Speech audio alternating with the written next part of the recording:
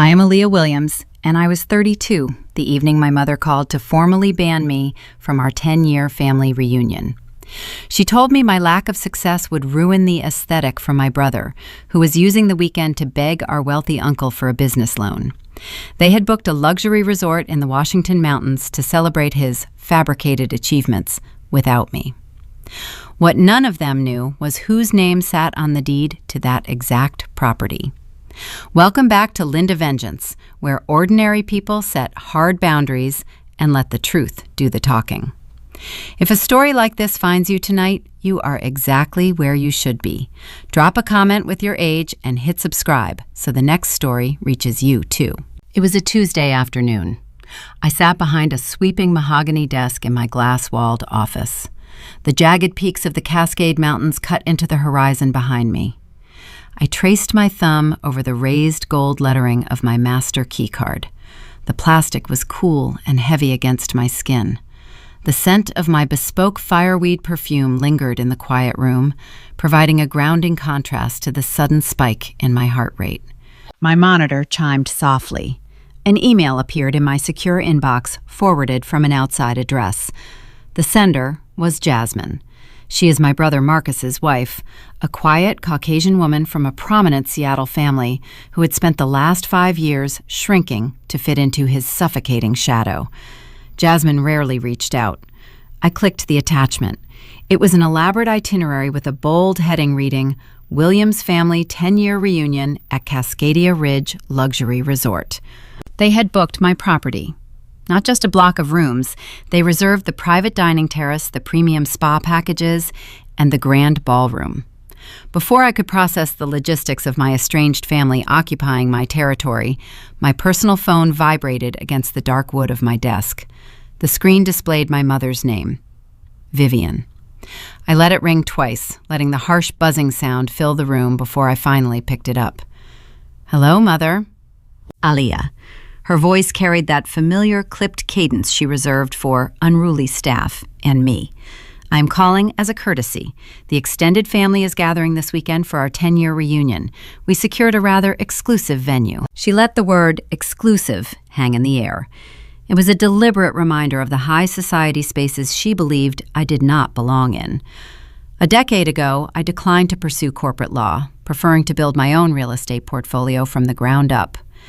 Vivian had written me off as an artsy disappointment ever since, convinced I was barely scraping by in cheap apartments. "I am looking at the itinerary now," I said, keeping my tone flat and unreadable. "Good. And you see it is a high-profile weekend. Uncle Richard is flying in from Chicago. Marcus is pitching him a business venture, a very lucrative one.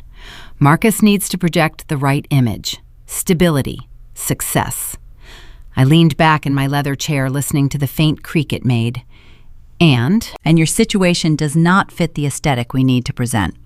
Uncle Richard respects traditional achievement. Your little freelance projects and whatever it is you do to pay rent these days would just raise questions. It would embarrass Marcus in front of Richard. We need a unified front. She was banning me. She was calling to explicitly demand I stay away from a reunion she assumed I could not afford to attend anyway. My jaw tightened until my teeth ached, but I forced my breathing to remain deep and even. I looked out the floor-to-ceiling windows, watching my groundskeepers prune the manicured hedges leading up to the main lodge. I watched a valet park a silver sports car near the entrance. I owned every single brick out there. I see. You do not want me to ruin the family image. It is nothing personal, Aaliyah. It is just business. Family sticks together by playing their parts. Yours is to stay out of the way this weekend. Do not show up and ruin this for your brother. I dragged my thumbnail along the edge of my master keycard, the sharp edge pressed into my skin. Understood, Vivian. I will not be attending as a guest. I am glad we understand each other, she said, and ended the call without another word. I set the phone face down on the desk. I did not scream. I did not throw my coffee mug against the wall like Marcus would have done. The silence in my office felt thick and charged with a new energy. I picked up my desk phone and pressed the single-digit speed dial for the general manager's office. Elias answered on the first ring. "Good afternoon, Ms. Williams. Do you need the quarterly revenue reports?" I kept my eyes on the distant tree line, where the setting sun painted the Washington sky in shades of bruised purple. "Hold the reports, Elias. The Williams family party arrives on Friday." "Yes, ma'am." The group of 50. Standard VIP protocol. "No," I said, my voice dropping into a steady clinical register. "Cancel my off-site meetings for the weekend. I will be overseeing this group personally, from the shadows."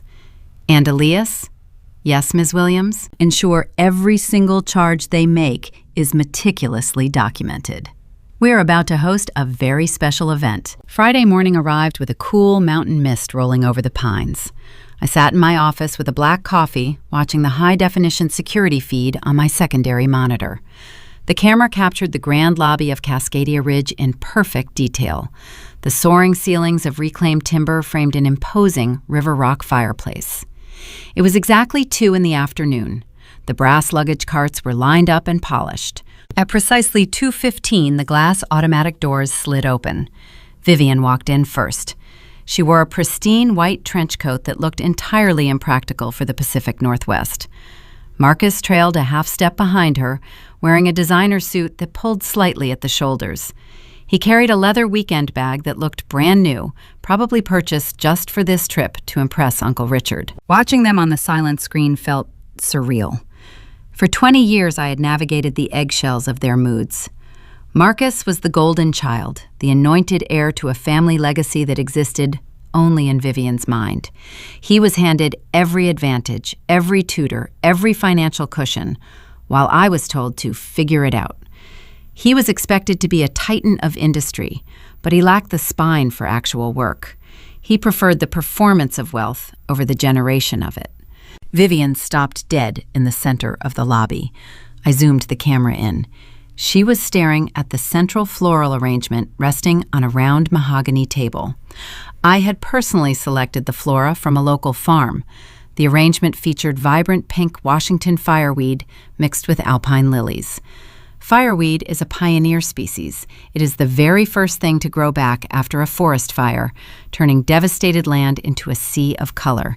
It thrives in ash. It was my favorite flower for a reason. Vivian reached out and flicked a pink petal with a manicured fingernail. Even without audio, I could read the disgust twisting her mouth. She beckoned a passing bellhop and pointed at the vase. Then she marched straight to the front desk, where my general manager Elias stood waiting. I pressed a button on my keyboard to engage the audio feed for the reception area. The crisp sound of Vivian's heels clicking against the slate floor filled my office. "Excuse me, Vivian," said her tone dripping with manufactured patience. "Who is responsible for the decor in this area?" Elias offered a polite, practiced smile. "Welcome to Cascadia Ridge, ma'am. I am Elias, the general manager. How may I assist you today?" "Those weeds," Vivian said, gesturing blindly behind her. "The pink things. They look cheap, rustic. We are hosting a very high-level networking event this weekend. I cannot have our investors walking into a lobby that looks like a roadside farm stand. Remove them and put in white roses." I took a slow sip of my coffee. The fireweed stayed. "I will certainly note your preference for your private dining events, ma'am," Elias said smoothly, bypassing her demand to alter the main lobby. "May I have the name for the reservation?" Marcus stepped up, leaning his forearm on the high marble counter. He shot his cuffs, a nervous habit he developed in high school whenever he was trying to look larger than he actually was. "Williams," he said. "We have a block of 10 rooms. But I need you to pull up my personal reservation. I am the host." Elias typed on his keyboard. "Ah, yes, Mr. Williams. Welcome. I have you in one of our premium Mountain View King suites. We have your keys ready right here." Marcus did not take the keys. He let out a short, patronizing breath. "Look, Elias, a premium king is fine for my cousins, but I am hosting Richard Sterling this weekend. You might have heard of him. He is a major player in Chicago real estate. I need to project a certain standard. I am going to need an upgrade to the penthouse suite. Free of charge, of course, given the amount of business my family is bringing you." My fingers steepled together. Marcus always used Uncle Richard as a human shield. Richard was genuinely wealthy, a self-made man who built a logistics company from nothing. Marcus used the man's shadow to cast a wider silhouette, hoping people would assume the wealth was contagious. "I am very sorry, Mr. Williams," Elias said, his voice unwavering. "The penthouse is currently unavailable." Unavailable, or you just do not want to put in the effort to prep it? Marcus challenged, leaning closer across the marble. "Check the system again, Elias. Tell whoever has it that a VIP needs the space. Offer them a free dinner. I do not care how you handle it. Just hand over the keys." Elias did not flinch. "The penthouse is occupied by the property owner, Mr. Williams. It is not available for guest use under any circumstances. But your Mountain View suite is one of our finest accommodations." Marcus's face flushed a deep, dull red. The rejection hit his ego like a physical strike. He reached into his tailored jacket pocket and retrieved a slim, silver, platinum credit card. He slammed it down onto the marble counter. The sharp clack echoed through the audio feed. "Do you see this card?" Marcus demanded, his voice rising enough to draw the attention of two nearby guests. "Do you have any idea what my monthly limit is? I spend more in a single weekend than you make in a year running this front desk. I am bringing you 50 wealthy guests, and you are telling me you cannot bump the owner to a different room?" I stared at the silver card on the screen. It caught the lobby light. That card was the foundation of his entire persona. It was the plastic shield he hid behind. I logged into my secondary terminal and pulled up the back end of the reservation system, verifying the card number on file. I wanted to ensure I had every detail recorded. Mr. Williams Elias maintained a serene expression. "We deeply value your business. However, the owner's residence is private. We cannot upgrade you to a space that is not part of our guest inventory." "This is unacceptable," Vivian interjected, stepping beside her son to form a united front. "The service here is atrocious. Who is your superior, Elias? I want to speak to the owner immediately. This establishment lacks basic hospitality standards, and whoever is running it is clearly incompetent." The irony was thick enough to choke on. Vivian stood in the center of an award-winning resort, demanding to speak to the owner so she could complain about the daughter she banned from attending. I felt a cool rush of satisfaction wash over my skin. I did not need to shout. I did not need to defend myself. The architecture of my success was standing firm against her entitlement. "I apologize, ma'am," Elias said respectfully. "The owner is not available to guests without a prior appointment. If there are specific amenities you require for your current suite, I can have concierge arrange them." Vivian narrowed her eyes. Her mouth pinched into a tight line. "You will be hearing from my lawyer about this bait and switch," she lied, attempting to salvage her pride. "Come, Marcus. Let us get to our rooms. We are wasting our breath on the help." Marcus snatched his silver platinum card off the counter and shoved it back into his pocket. He pointed a finger at Elias. "You just made a huge mistake, buddy. I am going to make sure the owner knows exactly how you treat high net worth individuals. You will be looking for a new job by Monday." Elias simply nodded. "Enjoy your stay at Cascadia Ridge, sir." Marcus grabbed his leather bag and stormed off toward the guest elevators, with Vivian marching beside him. They looked angry, but under the anger, I saw the reality. They looked small. They had hit a boundary they could not buy or bully their way through. I exhaled a long breath and reached for my coffee. The first skirmish was over. The resort held the line. But as I watched the secondary cameras tracking their path down the hallway, a new problem caught my eye. Marcus did not step into the guest elevator with Vivian. He let the doors close, separating himself from his mother. Then he turned on his heel and walked briskly down the eastern corridor. He was heading far away from the standard guest rooms. He was walking directly toward the Executive Business Center, a locked section of the resort reserved for private corporate functions, a section he had definitely not paid to access. I set my mug down, tracking his determined pace on the screen. He was hunting for something, and he was doing it the moment he thought nobody was watching. I kept my eyes locked on the secondary monitor as Marcus navigated the eastern corridor. He walked with a stiff, determined gait, moving far away from the standard guest accommodations. He bypassed the thick velvet rope blocking the entrance to the Executive Business Center. The brass sign beside the entrance clearly stated, "Private corporate functions only." He ignored the warning entirely and pushed through the heavy double-glass doors. The executive center was a sanctuary of polished oak soundproof walls and integrated presentation technology designed specifically for high-level corporate boards. Inside, a junior event coordinator named Tyler was sorting leather-bound folders and adjusting a ceiling-mounted projector. Tyler was prepping the space for a pharmaceutical conference scheduled to begin early the next morning. Marcus marched straight to the head of the conference table and dropped his leather weekend bag onto the polished wood. Tyler jumped, slightly startled by the sudden intrusion. "Excuse me, sir," Tyler said, his voice tight with uncertainty. "This room is closed for preparation. You cannot be in here." Marcus did not apologize or step back. He utilized his height, stepping closer to the young staff member to cast a long shadow. "I am hosting Richard Sterling this weekend," Marcus stated, delivering the name like a royal decree. "We require a private networking space for our venture capital discussions. This room will do perfectly. Clear your things out." Tyler swallowed hard. "Sir, this boardroom requires a formal reservation and a $5,000 daily rental fee. It is already booked for tomorrow." Marcus let out a sharp, patronizing laugh. "Do you know how much money my family is spending at this resort? I am not paying a rental fee for an empty room. You are going to leave the doors unlocked for us. If you cause a problem, I will personally ensure your manager fires you before my dinner reservations." Tyler was a college student working a summer hospitality job.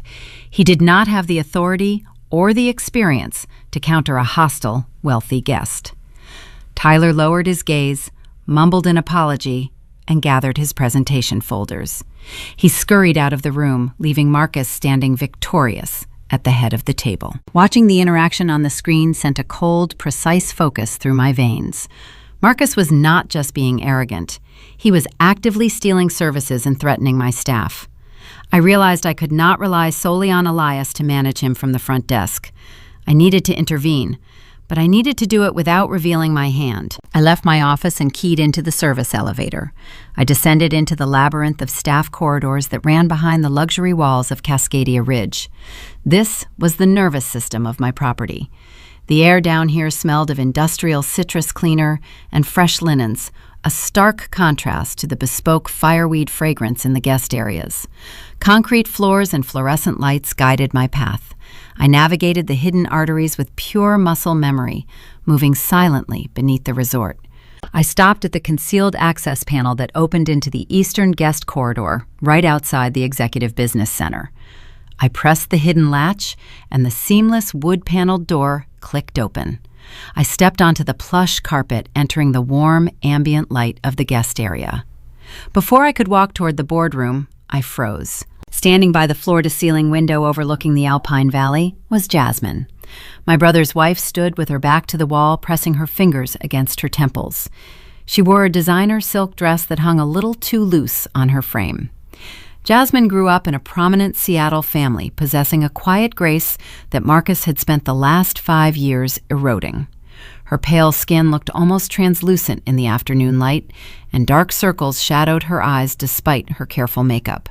She looked profoundly exhausted. She turned her head and saw me standing there. Her breath hitched.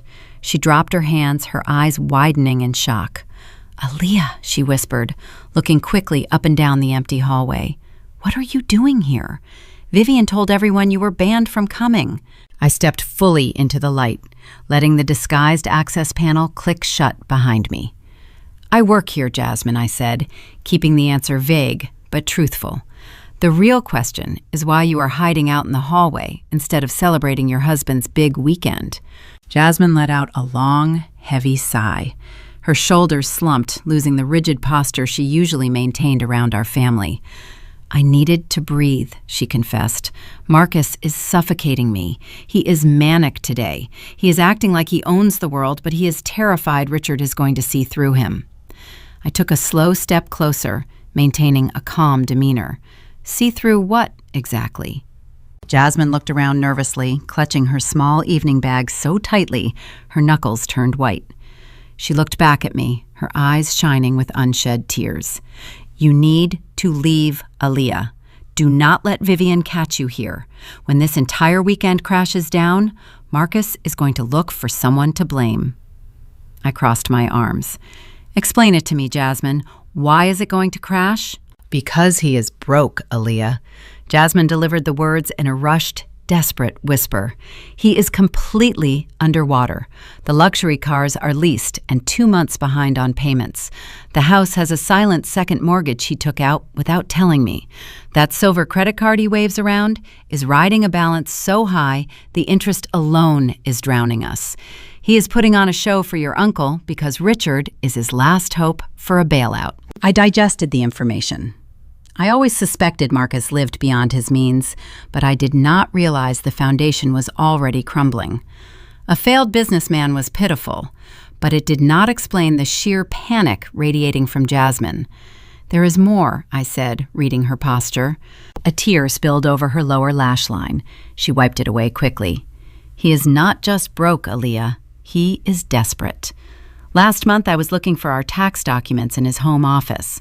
I found a commercial credit application hidden in his desk drawer. He applied for a $200,000 business line of credit. "That is standard for a failing venture," I replied, keeping my voice steady. "Why does that scare you?" "Because he did not use his own company," Jasmine said, her voice dropping even lower. "He used AW Design Concepts." The air vanished from my lungs. AW Design Concepts was the small, humble staging company I ran in my early 20s before I transitioned into commercial real estate and property acquisitions. I never formally dissolved the entity. I simply let it sit dormant, keeping the tax identification numbers active just in case I ever needed the corporate show. "He found your old tax identification paperwork." Jasmine continued, her words trembling. "He submitted the application listing himself as a managing partner. He forged your signature as the primary guarantor. He is using your pristine credit history to secure his lifeline." The psychological shift inside my mind was instantaneous. My brother was no longer just an obnoxious relative trying to impress an uncle. He was a financial parasite attempting to attach himself to my infrastructure. He committed felony fraud. If the bank approved that credit line and he inevitably defaulted, the creditors would tear into my holdings to recover the debt.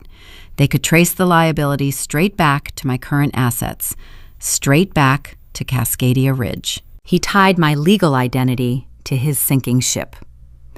I felt a cold, calculating energy settle over my racing thoughts. I looked at Jasmine. She was trembling, staring at the floor. "Why are you telling me this, Jasmine? You are his wife." "I am his prisoner," she corrected bitterly. "I want a divorce, Aaliyah. I have wanted out for 2 years. But he drained my personal savings to keep up his appearances. He controls our joint accounts. I have 0 exit funds to hire a lawyer, and he threatened to ruin my family's reputation in Seattle if I leave him with nothing." The pieces fell into place. Jasmine was not an enemy. She was a hostage looking for a way out of the burning building. I made a definitive decision right then. "Look at me, Jasmine," I commanded softly. She lifted her gaze, meeting my eyes. "You need an exit strategy, and I need evidence," I told her. "I am offering you a lifeline. I need the digital copies of that fraudulent credit application. I need you to be my eyes and ears inside their circle this entire weekend. Report every move he makes to me. If he tries to secure a room, sign a contract, or push a financial burden onto someone else, I need to know immediately." Jasmine swallowed hard. "And in return, I will provide you with the most ruthless divorce attorney in Washington state. I will fund your legal fees entirely. I will ensure you walk away clean, financially independent, and untouched by his inevitable collapse. Do we have a deal?" Jasmine did not hesitate. The profound relief on her face was palpable. "Yes," she whispered. "Yes, I will help you." "Good," I said, pulling out my phone. "Give me your personal cell number. Save mine under a fake name." As she typed her number into my device, she glanced down the hallway toward the executive center. "You need to know his next move," then she warned. "He has no cash to pay for the welcome dinner tonight. The resort restaurant is expensive. He orchestrated a plan with your mother in the car ride up here. What kind of plan? I asked. They are going to stage a scene in the dining room, Jasmine explained. Vivian is going to target the wine service. They plan to complain loud enough to get their expensive meal heavily discounted or fully comped to save his remaining credit limit. I locked my phone and slipped it back into my pocket. Thank you, Jasmine. Go back to your room before he notices you are missing. I watched her walk away, her posture already a fraction lighter than before. I turned back toward the hidden access panel. The stakes had fundamentally changed. It was no longer a petty family drama about aesthetic and exclusion. It was a high-stakes financial trap, and my brother had just handed me the shovel he used to dig his own grave. I stepped back into the shadows of my resort, preparing to serve them dinner. The gleaming stainless steel doors of the main culinary sanctuary swung shut behind me. The heavy barrier severed the soft jazz melodies floating through the primary dining room. Inside my kitchen, the atmosphere hummed with focused intensity. The air carried the rich aroma of seared Wagyu beef, roasted garlic, and reduced truffle glaze. Sizzling copper pans provided a steady rhythmic backdrop to the sharp, precise commands issued by my executive chef. I stood near the polished expo line where bright brass warming lamps illuminated intricate plates ready for the floor. I positioned myself beside the swinging doors, utilizing the narrow, rectangular glass pane to observe the dining floor unseen. My gaze locked onto table 7. The Williams family occupied our most coveted, sprawling booth, upholstered in deep forest green velvet. Marcus sat at the head of the table, adjusting his posture every few minutes to appear commanding. He was mirroring Uncle Richard, who sat across from him, reviewing the tasting menu with a discerning, critical eye. Richard possessed authentic wealth, building a logistics empire from scratch. Marcus possessed nothing but a fragile facade, hoping proximity to Richard would mask his own financial decay. Vivian held court next to her son, projecting an aura of inherited superiority. I knew her playbook intimately, and Jasmine's earlier warning echoed clearly in my mind.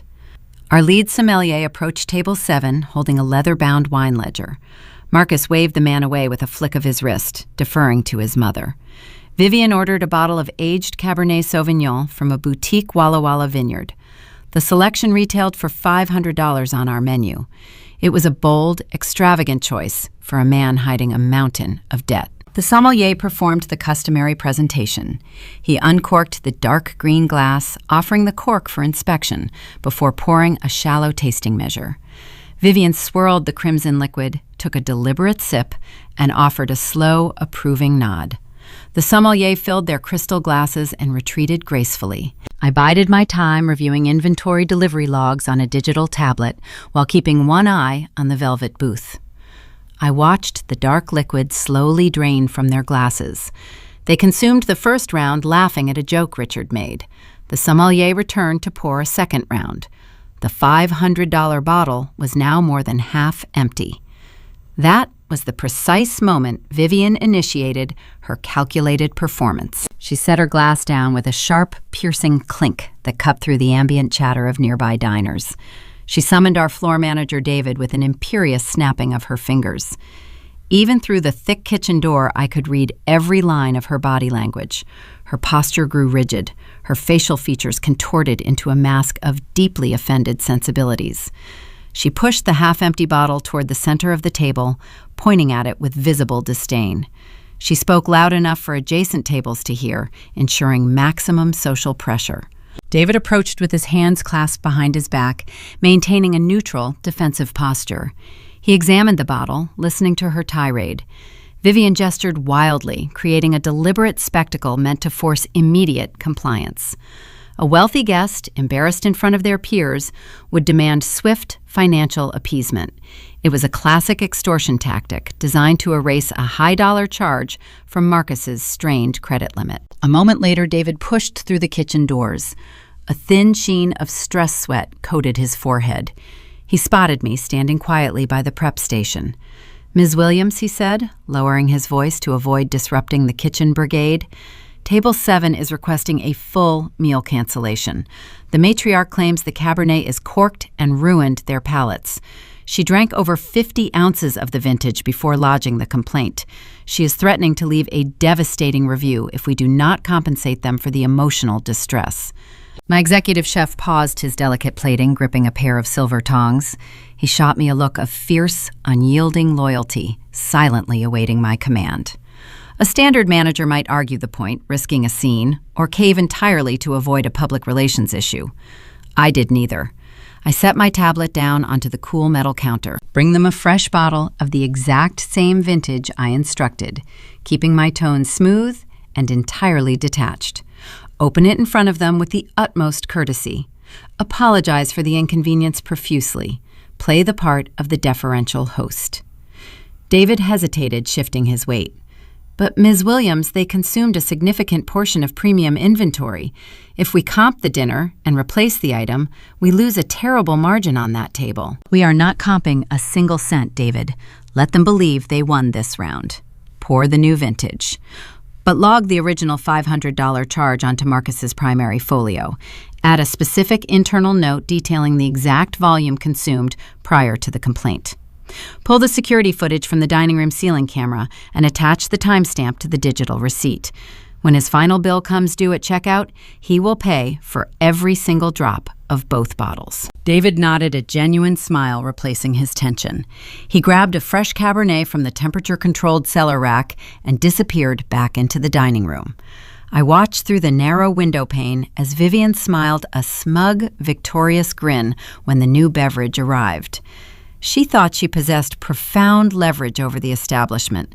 She believed her manufactured authority bent the world to her will. Looking at her satisfied smirk, a bitter memory surfaced unbidden. I heard her voice echoing from 10 years ago. We were standing in her pristine living room. I was clutching a rejected small business loan application for my first staging company, seeking a fraction of support. Her voice rang in my head, sharp, dismissive, and cruel. You have no head for business, Alia. You will never own anything of value. Stop playing pretend and find a respectable job before you humiliate this family. The memory faded, cross-fading, into the tangible reality of my current domain. I turned away from the dining room window and tapped my unique authorization code into the central kitchen terminal. With a single fluid keystroke, I approved a weekly premium produce order for $12,000 and cleared the biweekly payroll for a staff of 250 employees. I did not play pretend. I owned the walls she sat within the chair supporting her weight, and the wine she thought she stole. I needed to inspect the floral arrangements in the western corridor to ensure the upcoming gala space met my exact aesthetic specifications. I exited the culinary wing through a peripheral staff hallway. This hidden route bypassed the main dining floor, offering a quiet, seamless transition between the operational center and the luxury event spaces. The corridor featured low, ambient lighting designed to soothe the senses. Textured slate walls absorbed the sound of my sensible heels. I paused briefly to adjust the cuffs of my tailored midnight blue suit. The fabric fell perfectly, presenting a bespoke cut that radiated quiet, undeniable authority. I checked the gold face of my wristwatch, calculating the operational timeline for the rest of the evening. As I rounded the sharp corner leading toward the luxury restroom suites, a tall figure stepped out from the main public hallway, directly intersecting my path. It was Marcus. He paused, mid-stride, adjusting the lapels of his strained designer jacket, perhaps stepping away from the table to compose his nerves away from Uncle Richard. His eyes landed on me. The initial annoyance on his face morphed instantly into stark, paralyzing confusion. He took in my physical appearance from head to toe. He scanned the sharp, clean lines of my power suit, the pristine silk blouse, the understated diamond studs resting against my earlobes. This was not the uniform of a struggling freelancer. This was not the aesthetic of the failure they banished. We stood 3 feet apart in the quiet corridor. The faint hum of the climate control system filled the silence between us. He blinked rapidly, trying to reconcile the sister he banned with the woman standing before him projecting authentic power. His jaw tightened. The illusion he spent years building was suddenly standing right in front of him, demanding a reckoning. Marcus stared at my suit. I watched his eyes dart from the tailored lapels to the subtle diamond studs in my ears. For 3 seconds, the corridor was thick with his unvocalized panic. His brain struggled to process a reality that contradicted his entire worldview. Then I watched the exact moment his narcissism constructed a comfortable lie. He relaxed his shoulders and let out a short breath. "Well," he said, a smirk pulling at the corner of his mouth, "I guess Vivian was right about you struggling. You are actually working here." He stepped closer, invading my personal space. His expensive cologne smelled sharp and metallic, hiding a faint undercurrent of nervous sweat. He looked me up and down, again, this time with practiced disdain. "A hospitality worker. What are you supposed to be, some kind of glorified party planner wearing a knockoff suit to look important?" "Vivian told you to stay away, Aaliyah. If she finds out you are fetching towels at the same resort where we are hosting Richard, she will lose her mind." I maintained a placid expression. Narcissism is a highly predictable mechanism. If you supply a fragile ego with a narrative that confirms its superiority, the ego will swallow the lie without chewing. I turned slightly, resting my digital tablet on a decorative oak console table against the hallway wall. Beneath the tablet lay a printed staff manifest I had prepared specifically for this encounter. I shifted the tablet an inch, exposing the top sheet. It was a fake schedule. The bold black text read, "Aaliyah Williams, event coordinator, hourly rate, $22. Marcus tracked my movement. His gaze caught the exposed document. He read the printed text, and a genuine laugh escaped his chest. $22 an hour, he mocked, shaking his head. "You really are scraping the bottom of the barrel. I spend more on a round of drinks than you make in a full day. You could have just asked me for a loan instead of spying on your own family while wearing a cheap uniform." I kept my hands resting loosely at my sides. "I work the private events, Marcus," I said, keeping my voice submissive and quiet.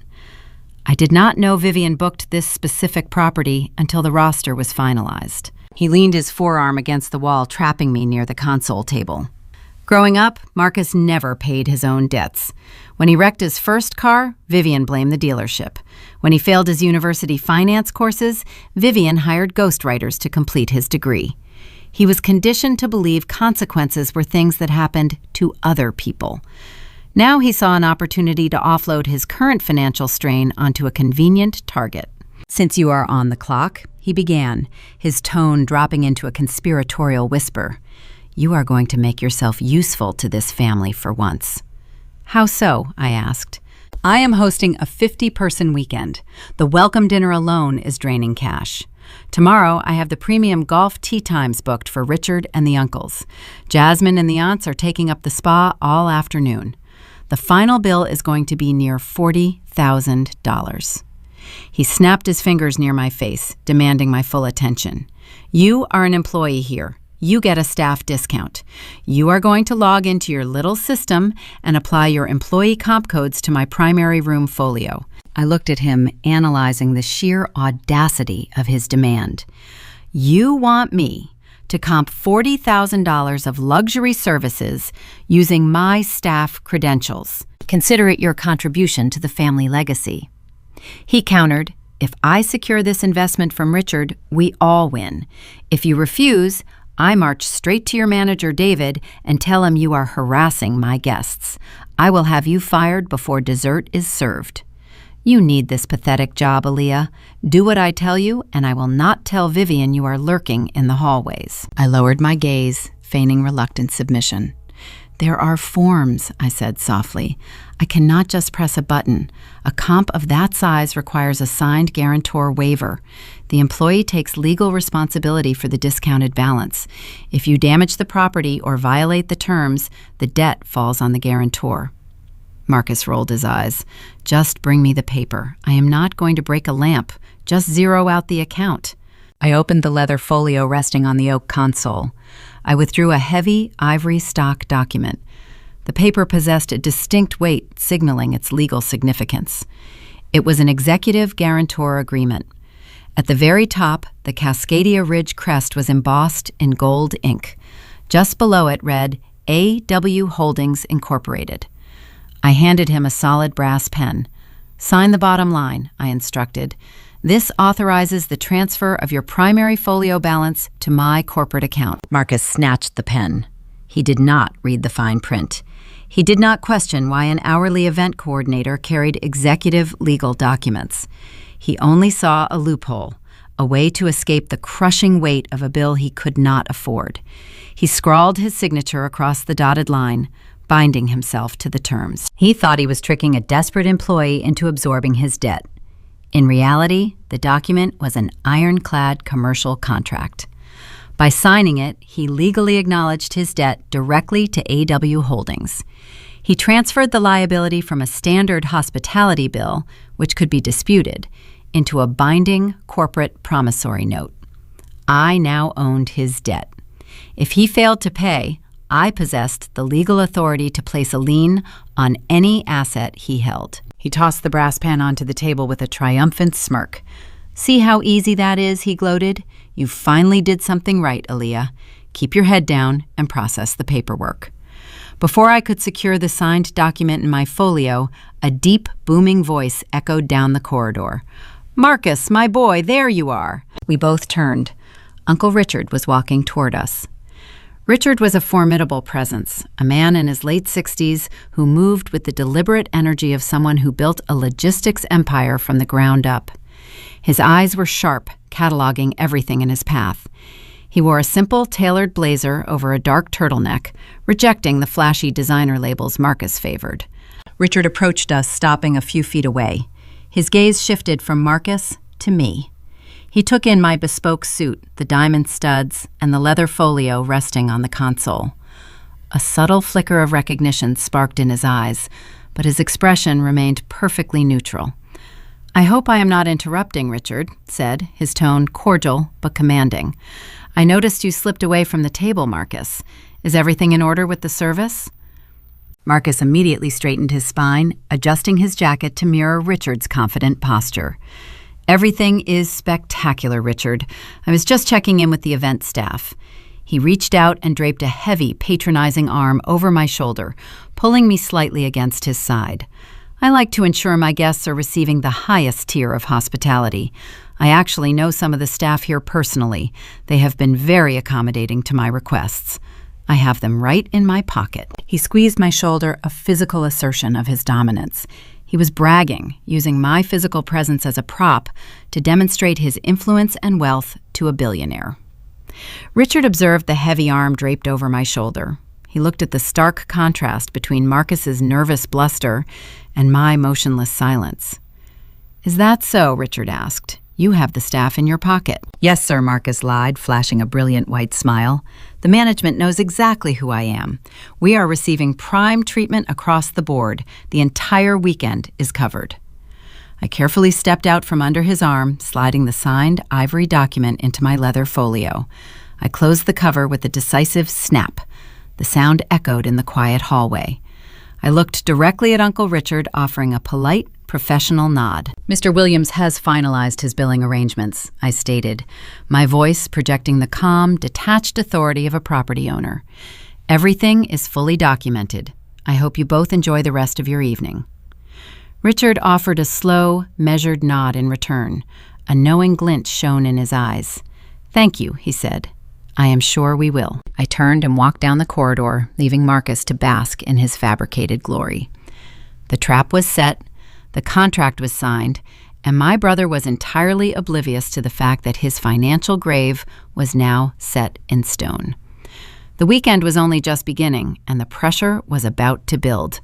I needed to check in with Jasmine to prepare the next phase of the operation. I navigated away from the guest corridors and headed toward the glass-enclosed botanical atrium, located on the southern edge of the property.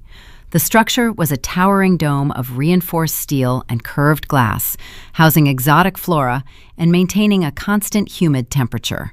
It was past midnight. The pathways were illuminated by low ground lights, casting long shadows across the broad leaves of monstrous ferns and blooming orchids.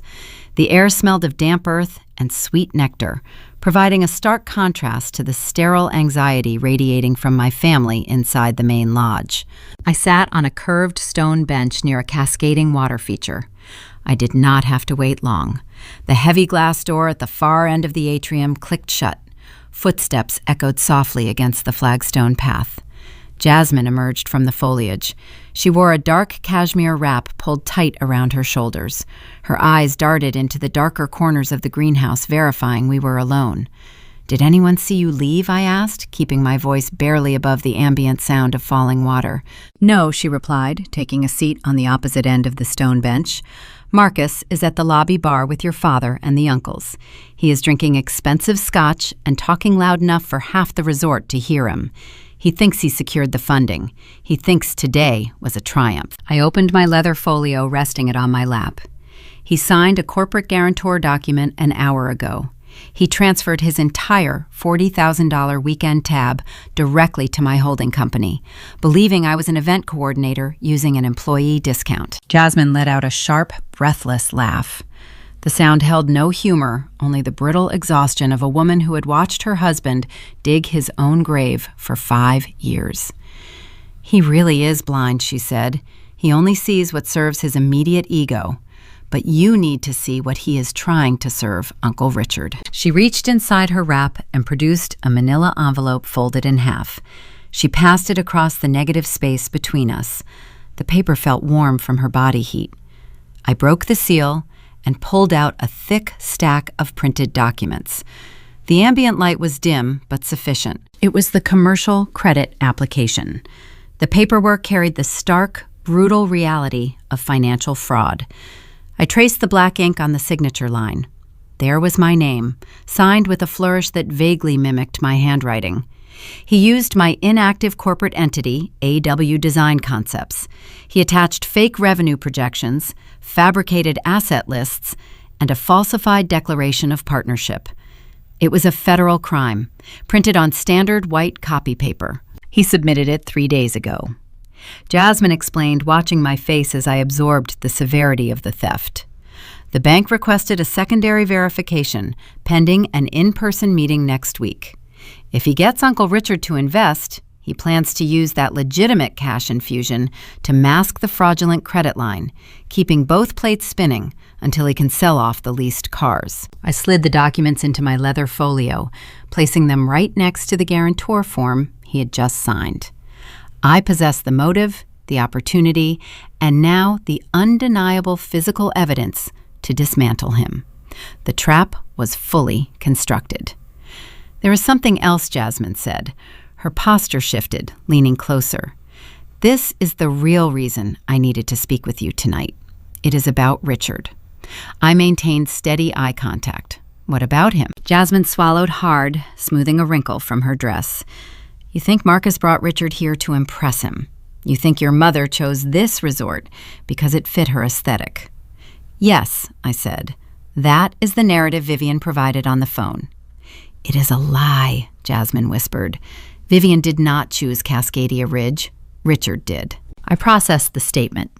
"Richard lives in Chicago," I reasoned. "He has no organic connection to the Pacific Northwest luxury market. Why would he demand a reunion at my property?" "Because he knows Aaliyah," Jasmine said, her voice carrying the weight of a profound revelation.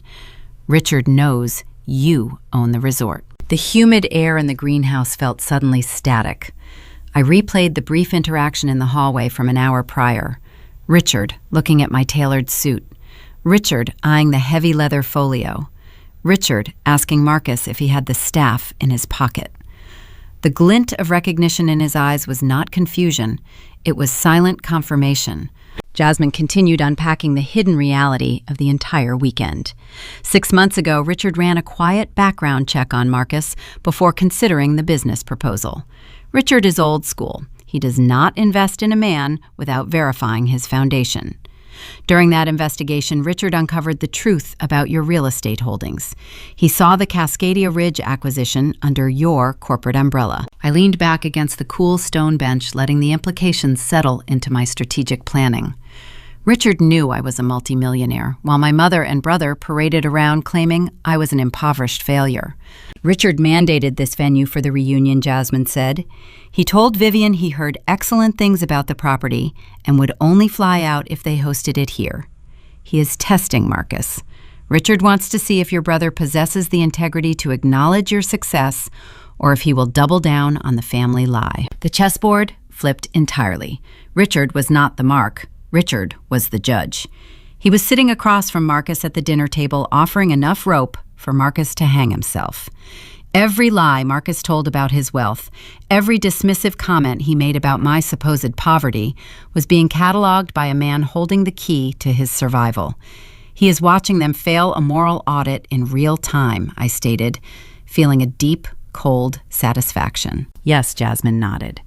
And when Richard declines the investment, Marcus is going to panic. The bank will reject the forged credit application without that cash infusion. The quiet second mortgages will default. The facade will crack, and he will try to drag me down into the wreckage with him. I looked at the woman sitting across from me. She risked severe retaliation to hand me the exact leverage I needed. She stepped out of line, defying a toxic family structure to seek her own freedom. Loyalty like that required a reciprocal investment. You are not going down with the ship, Jasmine, I said, keeping my tone resolute and clear. We discussed a divorce attorney earlier. I'm going to provide more than just legal counsel. Jasmine tilted her head, her brow furrowing in confusion. What do you mean? You spent 4 years running the operations for a high-end dermatology clinic in Seattle before Marcus forced you to quit and play the role of a traditional housewife. I recounted, citing the background details I remembered from their early dating years. You hold dual degrees in business administration and hospitality management. That feels like a lifetime ago, she murmured, looking down at her hands. I am currently finalizing the construction of a new premium spa wing on the western edge of this resort, I said. It features thermal hydrotherapy suites, private treatment pavilions, and a holistic wellness center. It opens in 3 months. I need a qualified director to oversee the launch, manage the hiring protocols, and run daily operations. Jasmine stopped breathing for a fraction of a second. She stared at me, her eyes wide, mirroring the shock of someone standing on the edge of a cliff, suddenly handed a parachute. The starting salary is $150,000 a year. I continued laying out the terms with clinical precision. It includes full corporate benefits, a private residence on the property grounds, and comprehensive relocation assistance. You will submit your resignation to your marriage the moment this weekend concludes, and you will report to my executive suite on Monday morning to sign your employment contract. Tears spilled over her lower lashes, catching the dim ground lights. She did not bother wiping them away. For the first time since she married into the Williams family, her posture relaxed into authentic relief. You are serious, she breathed. I do not make offers I cannot execute, I replied. You brought me the evidence I needed to protect my empire. I am handing you the resources to build your own. We have an alliance now. Thank you, Jasmine whispered, her voice thick with unshed emotion. I will not let you down, Aaliyah. I know you will not. Now go back to your room, get some sleep. Tomorrow is going to test every ounce of restraint we both possess. Jasmine stood up, pulling the cashmere wrap tightly around her shoulders. She turned and walked back down the flagstone path, disappearing through the heavy glass doors into the dark resort corridors. I remained on the stone bench listening to the water feature cascade into the koi pond. The narrative of the weekend had fundamentally shifted. I held the forged documents in my leather folio. I held the signed guarantor waiver. I held the knowledge that Uncle Richard was a silent ally, observing the unfolding disaster.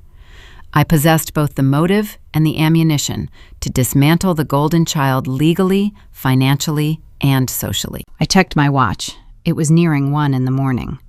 The quiet night offered a brief reprieve, but I knew Vivian would not remain docile. She operated on a constant need for external validation. Her aesthetic required constant upgrading. Having been denied the penthouse suite by Elias earlier, she would spend the night stewing in her perceived victimization. By morning, she would escalate her demands, forcing a public confrontation in the light of day. I stood up and walked out of the botanical atrium, readying myself to deny her the very ground she stood upon. Saturday morning broke with a crisp golden light filtering through the towering glass panes of the Cascadia Ridge Grand Lobby. The air carried the rich, inviting aroma of roasted espresso beans and fresh cedar wood. Wealthy patrons moved with a quiet, leisurely pace. Some wore tailored golf attire, preparing for early tea times, while others lounged in plush leather armchairs, reading financial papers. The atmosphere was a curated symphony of relaxation and exclusive privilege. I stood concealed within the administrative alcove located just behind the main concierge desk. A slatted oak partition allowed me to monitor the front operations without being visible to the floor. I wore a charcoal gray bespoke suit that felt like armor. I held a ceramic mug of black coffee, letting the warmth seep into my palms. I knew the peace in the lobby was temporary. Vivian operated on a predictable schedule of discontent. At exactly 9 a.m, the elevator doors chimed and parted. Vivian strode out. She wore a tailored beige linen ensemble paired with oversized designer sunglasses she refused to remove indoors. Her posture was rigid, carrying the unspent tension of a restless night. She walked with rapid, heavy steps, crossing the slate floor like a general marching into hostile territory.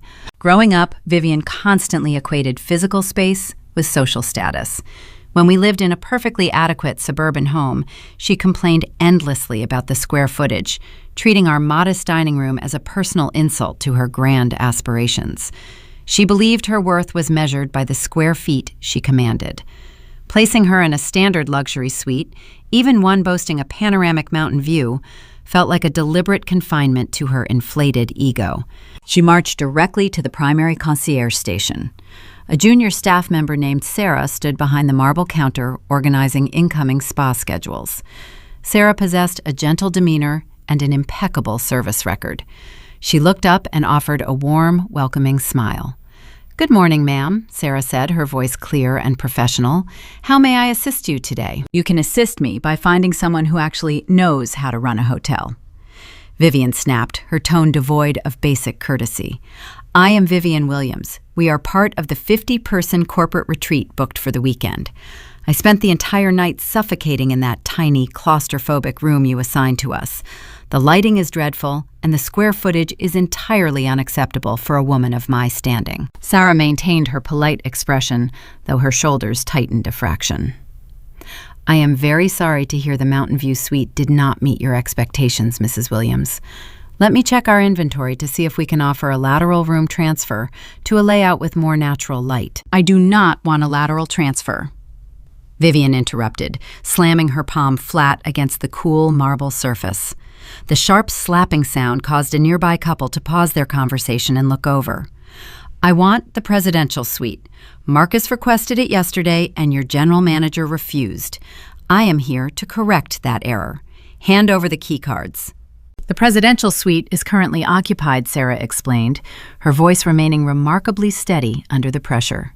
"It is the private residence of the property owner. It cannot be booked or transferred." Vivian let out a harsh, mocking laugh. "That is the same ridiculous excuse your manager gave my son. Do you honestly expect me to believe the owner lives in a hotel room? This is a business. You are keeping it vacant for a higher-paying guest. Stop lying to my face and give me the suite. We are bringing you $40,000 of revenue this weekend." I set my ceramic mug down on the hidden desk inside the alcove. The time for passive observation was over.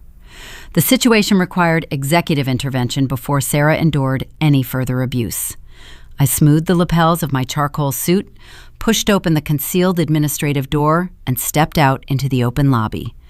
I walked up beside Sarah, placing my hands lightly on the edge of the marble counter. I turned my gaze directly onto my mother.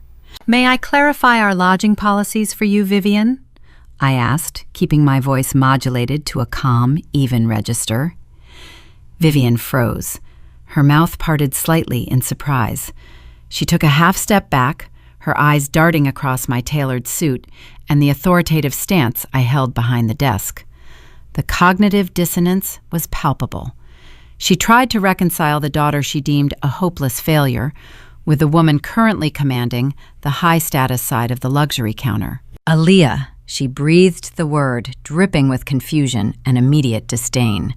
What on earth are you doing back there? Are you clerking the front desk? I am executive management, I replied, offering a title that was technically true while protecting the ultimate secret. I handle the high-level operations for this property. Sarah was informing you correctly. The presidential suite is the private domicile of the owner. It is not a part of the guest inventory. Your current suite is the highest tier of accommodation available to the public. A dark flush of anger crept up Vivian's neck. The realization that I held a position of authority within the very establishment she was trying to bully ignited a deep-seated fury inside her. She hated being told no. She hated it even more when the refusal came from me. Executive management, she mocked, her voice rising in volume. You are a glorified receptionist wearing a borrowed suit. Do not dare speak to me with that condescending tone. You are an embarrassment to this family. You always have been. Now do your job and upgrade my room before I report you to your superiors. The volume of her voice breached the unwritten social contract of the luxury environment. The lobby grew unnervingly quiet. A man reading the Financial Times lowered his newspaper. A group of women waiting for a spa escort stopped chatting to stare. Vivian was creating a public spectacle, assuming the audience would naturally side with the wealthy, aggrieved customer. She failed to realize that her crass behavior marked her as an outsider among true affluence. I did not flinch. I did not raise my voice to match her frantic energy. I let the silence stretch, allowing her own words to hang in the air for everyone to judge. Your feedback is noted.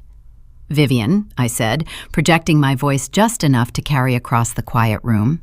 However, the structural reality of the building remains unchanged. The suite is occupied. We will not be altering the accommodations for your party. If the current room is truly intolerable, we can arrange for an early checkout and refund the remaining nights of your stay. The offer to evict her under the guise of hospitality struck a nerve. Vivian realized her standard manipulation tactics were failing. Crying, demanding a manager, or threatening bad reviews held zero leverage here because I was the barrier. I knew her playbook, and I remained completely immune to her guilt trips. You think you have power because you stand behind a piece of marble. Vivian hissed, gripping the edge of the counter with white-knuckled tension. You think you can humiliate me in front of these people. Marcus is meeting with Uncle Richard right now. We are dealing in millions of dollars. You are handing out room keys. You are nothing, Aaliyah. You will always be nothing. I offered a slow, deliberate blink. My emotional detachment served as an impenetrable shield against her venom. Sarah, stepping smoothly into the practiced protocol for hostile guests, opened a sleek mahogany drawer beneath the counter. She withdrew a heavy metallic silver card. She placed it onto the marble surface and slid it gently across the desk until it rested inches from Vivian's rigid fingers. The card was the Cascadia Ridge Guest Code of Conduct. It was printed on thick brushed aluminum, emphasizing the weight of the rules. Mrs. Williams, Sarah, said, her tone polite but laced with firm boundary. We ask all our patrons to adhere to the property guidelines regarding respectful interactions with the staff and fellow guests. Further disruptions in the main lobby will result in a formal request to vacate the premises. Vivian stared at the silver card. The psychological dynamic shifted so violently I could almost hear the gears grinding in her head. The resort was not apologizing. The resort was handing her a warning. Her manufactured authority evaporated, leaving her exposed in front of a lobby full of genuine elites who were watching her throw a temper tantrum. The embarrassment morphed into a desperate, erratic rage. Her breathing turned shallow and rapid. She reached into her designer beige handbag and pulled out her smartphone. Her fingers shook as she unlocked the screen, tapping the glass with frantic, aggressive motions. You want to play games? Aaliyah Vivian spat, holding the phone up like a weapon. You want to use your little desk job to harass your own mother? Fine. I am calling the local authorities.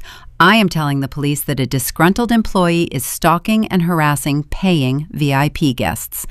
We will see how much executive management power you have when you are escorted out of here in handcuffs." She pressed the dial button and lifted the device to her ear, her eyes locked onto mine with a vindictive, burning triumph. She believed she had found the ultimate trump card, assuming the threat of law enforcement would force my immediate surrender. She had no idea she was about to trigger a legal avalanche that would bury her golden son. Vivian lowered her smartphone. The threat of dialing the local authorities evaporated the moment she calculated the actual risk of inviting uniformed officers to a luxury resort over a room dispute. Reporting a hotel grievance to emergency dispatch constituted a crime, and she possessed enough residual sanity to recognize the danger. She pressed the red icon on her screen, severing the dead air. A dark flush of genuine humiliation stained her cheeks. The affluent patrons lounging in the lobby had already returned to their financial papers and quiet conversations, dismissing her as a temporary nuisance. That dismissal stung her worse than any spoken insult. In her meticulously curated world, being ignored was the ultimate penalty. She turned away from the concierge desk, retreating toward the Eastern Lounge to reconstruct her shattered pride. The lounge offered a quiet sanctuary filled with overstuffed leather chairs and low mahogany tables. She ordered a sparkling water, her mind churning through the variables of the morning. She required leverage. She needed a name. If she could identify the owner, she could bypass the stubborn staff and negotiate directly, utilizing Richard's looming presence as collateral. She noticed a junior guest services attendant named Julian, refreshing the fruit water stations near the lounge entrance. Julian possessed a youthful eagerness, a desperate desire to please, that seasoned staff members like Elias had long since outgrown. Vivian recognized the trait instantly. She had spent decades exploiting eager young professionals who lacked the fortitude to deny wealth. She stood up and intercepted him near the service corridor. "Excuse me, young man," Vivian said, lowering her voice into a conspiratorial whisper. "I require a small favor." Julian paused, holding his silver tray. "How can I assist you, ma'am?" Vivian reached into her designer handbag. She withdrew a crisp $100 bill, folding it neatly between her index and middle fingers. She extended her hand, letting the currency hover just inches from the silver tray. "I am profoundly impressed with this property." Vivian lied, her tone dripping with artificial sweetness. "I want to send a personal gift to the owner to thank them for their hospitality. But your manager, Elias, is being terribly tight-lipped about their identity. Could you simply provide me with the name?" Julian stared at the currency. His throat worked as he swallowed. He glanced toward the main lobby, ensuring no supervisors were watching. He did not know the intricate family dynamics at play. He only saw a wealthy guest making a seemingly innocuous request. He reached into his vest pocket and withdrew his staff tablet. "I am not supposed to distribute personal contact information," Julian stammered, pulling up the internal directory. "But the owner does not list a personal name in our basic system anyway. The property is held by a corporate entity." "What is the name of the entity?" Vivian demanded, her eyes tracking his fingers on the digital screen. "It just says AW Holdings Incorporated." Julian replied, reading the bold text at the top of his manifest. "That is the only ownership data we have access to on the floor level." Vivian snatched the $100 bill back, slipping it into her pocket. She offered Julian a tight, dismissive smile. "Thank you. That is all I needed." Julian walked away looking bewildered and empty-handed. Vivian remained standing in the lounge, her mind seized upon the two initials, a W. Her maiden name was irrelevant here, and she never associated her estranged daughter with commercial real estate acquisitions. In her rigid worldview, a 32-year-old woman who rejected a traditional law degree could never build a hospitality empire. Her logic dictated a much more scandalous explanation. While Vivian constructed her character assassination, Marcus launched his own desperate offensive. I returned to my concealed administrative alcove, monitoring the front desk operations through the oak partition. The heavy glass doors of the lobby slid open. Marcus strode inside, flanked by a man I recognized from distant family gatherings. His name was Greg. Greg was a personal injury lawyer who spent his career chasing minor automotive settlements. He wore an ill-fitting pinstripe suit and carried a battered leather briefcase, attempting to project the aura of a high-powered corporate litigator. Marcus and Greg marched directly to Elias at the front desk. Marcus slapped his palm onto the marble. "I want the general manager back out here right now," Marcus demanded. Elias stepped forward, maintaining his serene posture. "I am here, Mr. Williams. How may I help you?" Greg unclasped his briefcase. He pulled out a thick stack of legal documents printed on standard copy paper. He slid the stack across the marble counter toward Elias. "I represent Marcus Williams," Greg announced, his voice overly loud. "You are being served with a formal intent to sue. Your establishment is guilty of emotional distress, breach of verbal contract, and deceptive business practices.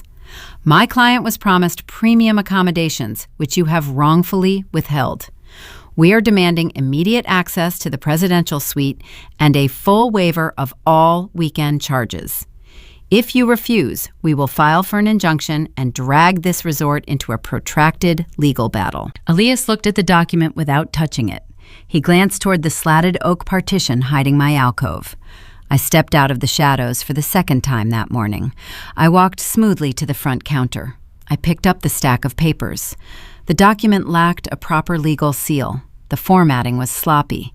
It was a fabricated scare tactic designed to bully a standard hotel manager into submission. Greg puffed out his chest. "You must be the executive management the mother complained about. I advise you to take that document seriously. We are prepared to litigate." I did not answer him. I turned my back to the lobby.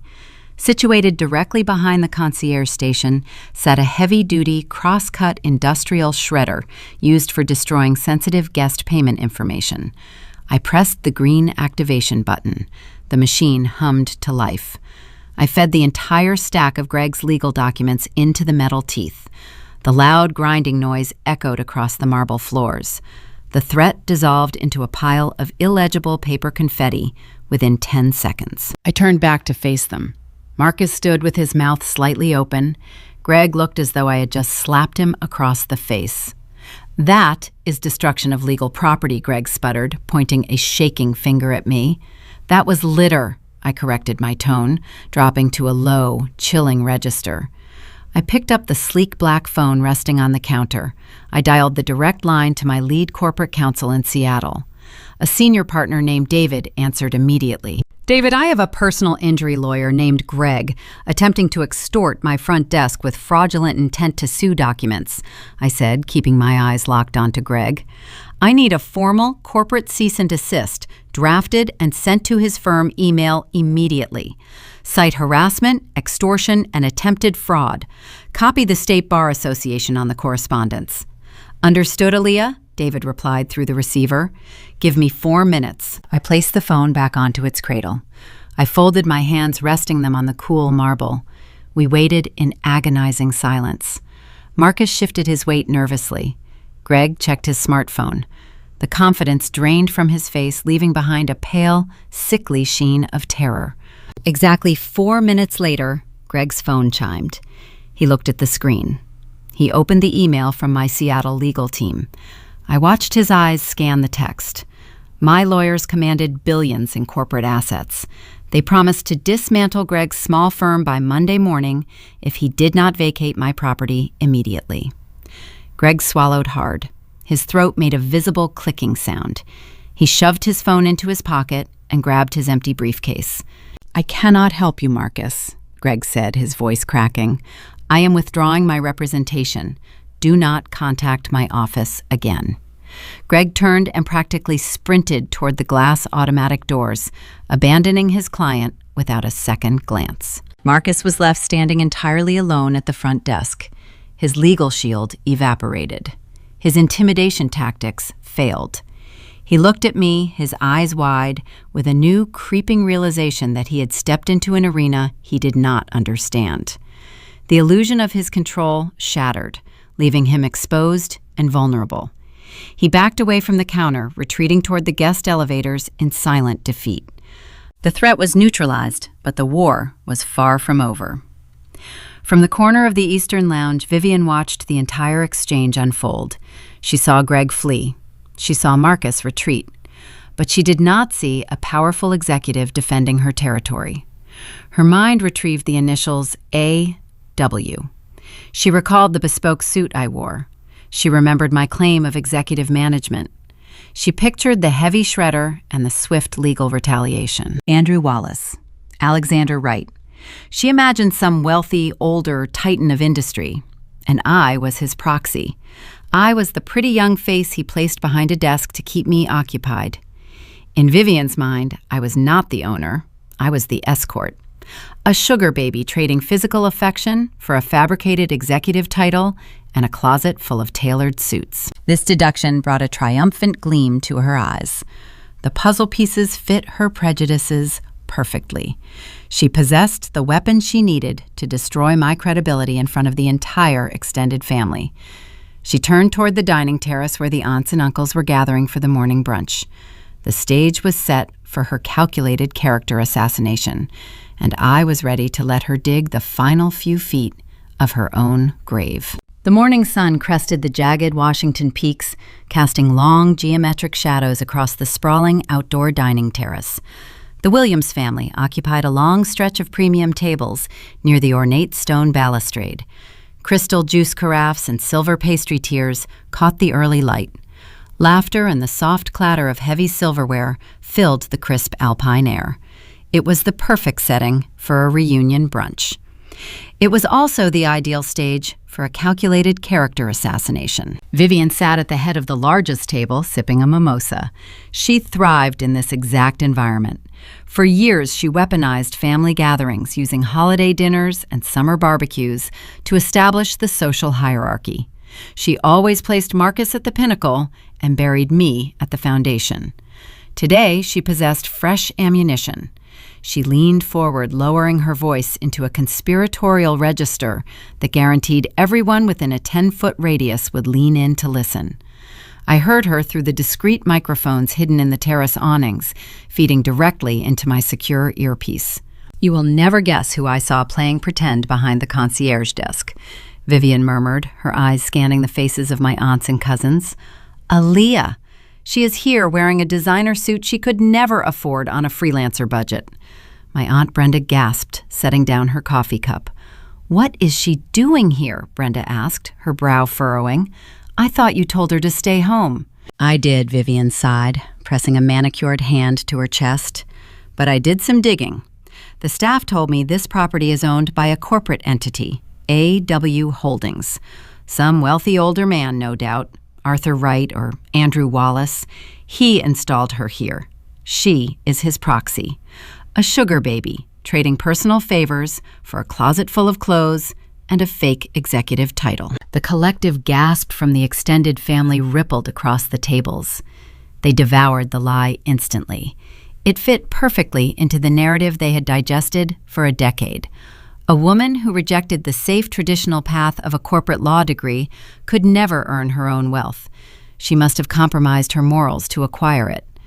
They whispered behind raised hands, shaking their heads in manufactured pity and genuine judgment. I stood in the shadows of the main lobby, listening to the poison spread. I needed to cross the open terrace to reach the private executive elevator. I could have utilized the subterranean staff tunnels to avoid them entirely. I chose the open path instead. I stepped out of the lobby and onto the sunlit stone patio. I wore my charcoal bespoke suit, moving with a measured, deliberate cadence.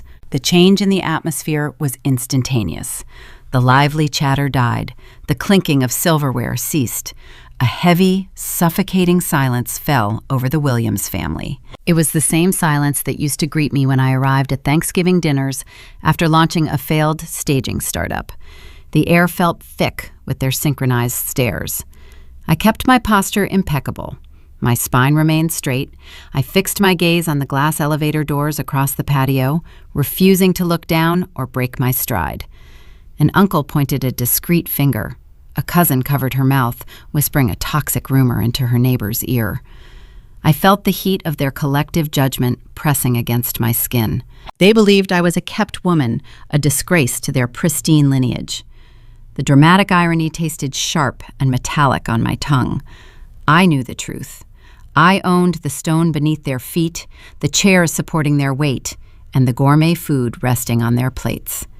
They were guests inside my empire, pitying the emperor. I reached the glass doors, swiped my master keycard, and stepped into the quiet sanctuary of the private elevator. The doors slid shut, severing the visual connection. I exhaled a slow, measured breath. The emotional pressure peaked and then evaporated, leaving a cold, clinical focus in its wake. The elevator ascended to the top floor, dropping me directly into my administrative suite. I walked to my desk and activated the primary security monitors. I pulled up the audio and video feed for a secluded corner table on the terrace. Marcus sat across from Uncle Richard. Marcus leaned forward, his elbows resting on the white linen tablecloth. He wore a smug, self-satisfied expression, clearly eager to capitalize on the fresh rumor. He saw an opportunity to elevate his own standing by tearing down my reputation in front of the primary investor. "It is truly a shame," Richard Marcus said, shaking his head with feigned sorrow. "We tried to give Aaliyah every advantage. We paid for tutors. We encouraged a respectable law career. But she always chased these foolish artistic dreams. Now she is resorting to this shameful lifestyle just to keep up appearances. Being an escort for some old hotel magnate, it stains the family name." I watched Uncle Richard closely. The billionaire logistics tycoon did not join the gossip.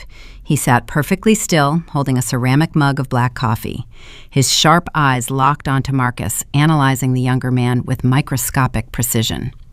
Richard knew my name was on the property deed. He knew AW Holdings stood for Aaliyah Williams. He was watching his nephew lie, slander, and betray his own blood for a perceived financial advantage. "Is that what you genuinely believe?" Marcus Richard asked.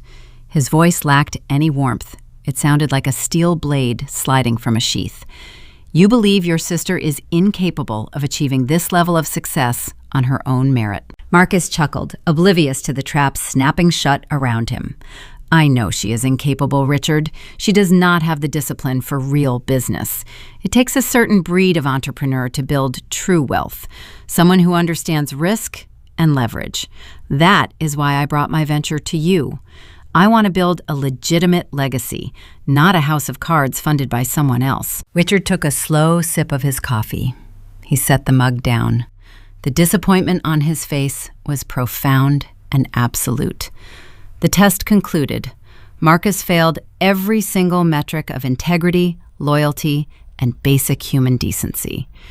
Richard offered a tight, polite nod. "We will discuss your venture soon, Marcus," Richard said. His tone indicated the exact opposite. I watched the exchange from my office. I felt a deep, resounding finality settle into my bones. The shadow games were over. I no longer needed to gather evidence or monitor their petty complaints. My brother forged a commercial credit line. He signed a corporate guarantor document transferring his debt to my holding company. He slandered my character to an investor who already knew the truth. It was time to stop playing with my food. I picked up the heavy black receiver of my desk phone. I dialed the direct extension for the Cascadia Ridge billing department. A senior accountant named Helen answered promptly. "Good morning, Helen," I said. "Good morning, Ms. Williams," Helen replied, her typing pausing. "How can the billing office assist you today?" "Pull up the primary folio for Marcus Williams," I instructed, my voice echoing the cold certainty of a judge delivering a verdict. "He signed an executive guarantor waiver last night. I need you to initiate a hard financial hold on all of his registered accounts. Process the pending charges for the welcome dinner, the upcoming golf tee times, and the luxury spa packages. Lock his silver credit card for the full $40,000 balance. Do it immediately." Helen did not hesitate. The sound of rapid keystrokes filled the line. "Consider it done, Ms. Williams. The hold will hit his banking institution within the next 3 minutes." I hung up the phone. The trap was armed. The spring was pulled tight. I turned my chair to face the sweeping view of the Cascade Mountains, waiting for the inevitable moment when my brother realized his plastic shield was broken and his entire fabricated world was about to collapse. I severed the connection with the billing department and leaned back in my leather chair. The digital clock on my secondary monitor shifted, indicating the precise moment the financial hold initiated. In the hospitality industry, a pre-authorization hold is a standard procedure. It secures funds to ensure the establishment receives payment for anticipated services. However, an authorization of $40,000 hitting a single personal credit line was a deliberate, targeted strike. I switched the security feed to camera 4. The high-definition lens offered a sweeping view of the Cascadia Ridge Championship Golf Course Pro Shop. The retail space featured rich mahogany paneling, racks of elite sporting equipment, and a glass humidor stocked with imported cigars. The air inside smelled of polished leather and expensive tobacco. It was a playground designed for men who finalized corporate mergers between the 9th and 10th holes. Marcus strolled through the double-glass doors. He wore a crisp white polo shirt and pressed khaki trousers, looking every bit the affluent leisure-class stereotype he desperately wanted to embody. 3 of our cousins trailed behind him. They were men in their late 20s who had spent their entire lives looking up to Marcus, treating him like the pinnacle of Williams' family success. Marcus approached the primary retail counter. A senior golf attendant named Kevin offered a polite nod. "Welcome to the Cascadia Ridge Links," Sir Kevin said. "How can we elevate your morning?" Marcus leaned against the counter, projecting an aura of boundless generosity. "I have 3 tee times booked under Williams. We need your premium club rentals for my cousins here. Throw in 4 sleeves of your best balls. Oh, and bring us a box of those Arturo Fuente cigars from the humidor, and a bottle of 18-year single malt scotch for the carts. We are celebrating today." His cousins murmured their appreciation, slapping Marcus on the back. Marcus soaked in the admiration. He thrived on this specific type of transactional affection, buying loyalty with funds he did not actually possess. Kevin tallied the extravagant request on his digital register. The screen displayed a total nearing $3,000 for the morning excursion alone. Kevin smiled and turned the payment terminal toward the group. "That will be $2,840, Mr. Williams. Will we be charging this to your primary suite folio?" Marcus reached into his pocket. He withdrew the slim silver platinum card. "Put it directly on the card," he instructed, tossing the plastic onto the counter with a practiced flick of his wrist. "I want to keep the golf expenses separate for my accountant." Kevin picked up the card and inserted the chip into the terminal. I watched the screen in my office. I knew the exact mathematical reality hiding behind that silver plastic. Marcus carried a ruinous balance. His available credit hovered just above $3,000, barely enough to cover the morning request. He operated under the assumption that his remaining limit would stretch just far enough to maintain the illusion until Uncle Richard signed the venture capital check. He did not know my billing department had just seized every available cent to secure the fraudulent guarantor document he signed the night before. The terminal processed the data. A sharp negative tone echoed in the quiet pro shop. The digital screen flashed a bright, undeniable red warning: insufficient funds. Kevin blinked. He subtly shielded the screen with his hand, attempting to preserve the guest's dignity. "I am sorry, sir," Kevin said, his voice dropping to a discreet whisper. "The transaction was declined. Do you have an alternate form of payment?" Marcus frowned. The smug confidence faltered, cracking at the edges. He let out a short, dismissive breath. "Try it again. Your machine is probably malfunctioning. I have no limit on that account." Kevin withdrew the card, wiped the chip on his uniform trouser, and inserted it a second time. The machine hummed, connecting to the merchant bank. 3 seconds later, the same sharp, negative tone pierced the air.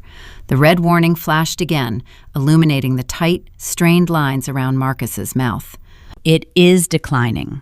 Sir Kevin repeated his tone, remaining professional but firm. "The bank is blocking the authorization." The cousins exchanged uncomfortable glances. The jovial atmosphere evaporated, replaced by a thick, awkward tension. Men of genuine wealth did not experience card declines. It was a logistical impossibility in their social sphere. Marcus felt the weight of their shifting perception. The foundation of his golden child persona relied entirely on projecting infallible financial strength. "This is ridiculous," Marcus snapped, his voice rising loud enough to turn heads in the adjacent apparel section. "It is a fraud alert. My bank always locks the card when I travel out of state. It is a security feature." He snatched the silver card from the terminal. His hands trembled, a microscopic tremor that betrayed the rising panic flooding his nervous system. "Just put it on the room folio," he ordered, waving his hand vaguely. "Put it on the master tab." "I am afraid I cannot do that, Mr. Williams," Kevin replied, typing a swift inquiry into the resort database. "The front desk placed a strict, hard hold on your primary folio 20 minutes ago. We cannot route any external retail or recreational charges to that account until the underlying balance is settled." The blood drained from Marcus's face. The physical reaction was visceral. He stared at the cashier, his mouth parting silently. The realization struck him with the force of a physical blow. The resort locked him out. His primary credit line was frozen. He had zero liquidity. He was standing in a luxury pro shop, unable to afford a round of golf in front of the very family members he spent his entire life trying to impress. "Never mind the cigars," Marcus muttered, his voice tight and hollow. "Just give us the standard rentals. I will call my wealth manager and sort this out before dinner." Kevin processed the basic rental fees, which scraped the very bottom of a secondary debit account Marcus provided. The cousins walked out to the golf carts in silence. The grand celebration was dead. I watched Marcus linger near the glass doors. He pulled out his smartphone. He did not call a wealth manager, because a wealth manager did not exist. He stared at the screen, his chest heaving with shallow, frantic breaths. The panic was no longer creeping. It was sprinting through his veins. The gala was scheduled for 8 o'clock tonight in the grand ballroom. The event was the cornerstone of Vivian's aesthetic strategy and Marcus's final opportunity to dazzle Uncle Richard. The catering, the floral arrangements, the string quartet, all required a final clearing of the financial hold before the doors opened. If Marcus could not provide a valid payment method, the resort possessed the legal right to cancel the event entirely, locking the family out of the ballroom. If the gala collapsed, Uncle Richard would witness the ultimate humiliation. Richard would board his private jet back to Chicago, and the forged commercial credit application sitting in my leather folio would trigger a catastrophic default. Marcus needed cash immediately. He needed tens of thousands of dollars to unfreeze his folio and keep the stage lights burning just long enough to secure the investment. Desperation breeds severe moral flexibility. Growing up, Marcus relied on Vivian to erase his mistakes. When he failed, he expected a bailout. But Vivian could not fund a $40,000 deficit. Marcus possessed only one remaining source of untraceable liquidity. 2 months ago, Aunt Brenda organized a joint family fund to cover the peripheral costs of the 10-year reunion. Aunts, uncles, and older cousins contributed varying amounts, pooling their resources into a single communal savings account. They entrusted Marcus with the administrative access, believing his fabricated financial acumen made him the safest custodian of their collective money. The fund held just over $45,000, meant to be distributed for travel reimbursements and future family ventures. Marcus sat down on a wooden bench outside the pro shop. He hunched over his phone, shielding the screen from the morning sun. I recognized the posture of a man rationalizing a crime. Embezzlers rarely view their initial theft as malicious. They frame it as a temporary bridge loan. Marcus told himself he was merely borrowing the family fund to clear the resort hold. Once Richard handed over the venture capital check tonight, Marcus would replace the drained account before Monday morning. No one would ever know. It was a victimless solution to an impossible problem. He logged into the secure banking portal. He initiated a wire transfer. He moved every single dollar from the communal family trust directly into his personal checking account. He wiped out the contributions of his own aunts and uncles to save his fabricated pride. He crossed a profound, unrecoverable ethical boundary. 30 miles away, in a quiet corner of the resort botanical gardens, Jasmine sat holding her own mobile device. Following our midnight alliance, she had logged into their shared banking dashboard, setting up strict push notifications for any high-dollar electronic transfers. My private cell phone buzzed on my mahogany desk. The screen illuminated, displaying a secure, encrypted message from Jasmine. I opened the text thread. She sent 3 high-resolution screenshots.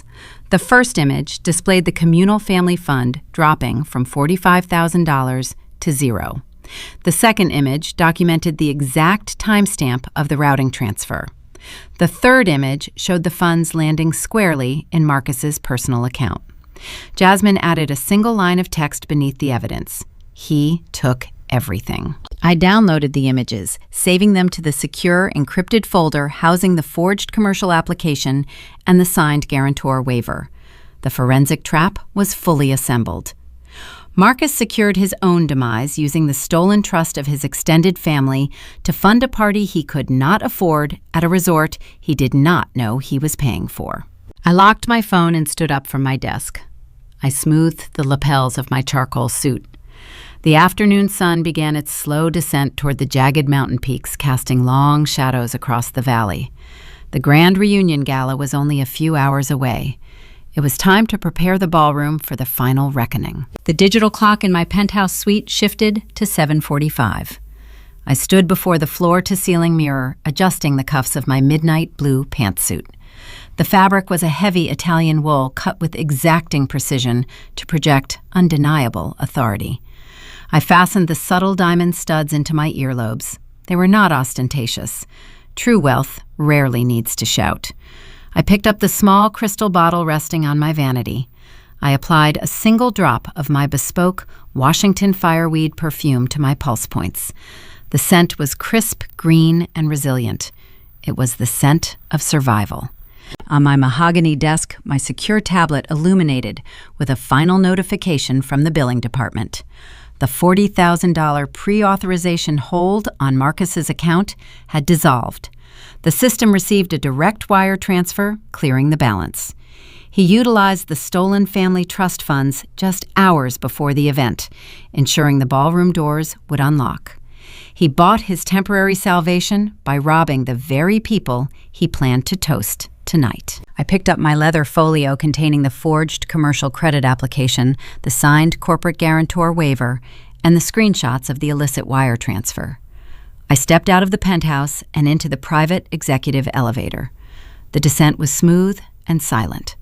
I closed my eyes, visualizing the architectural layout of the grand ballroom below.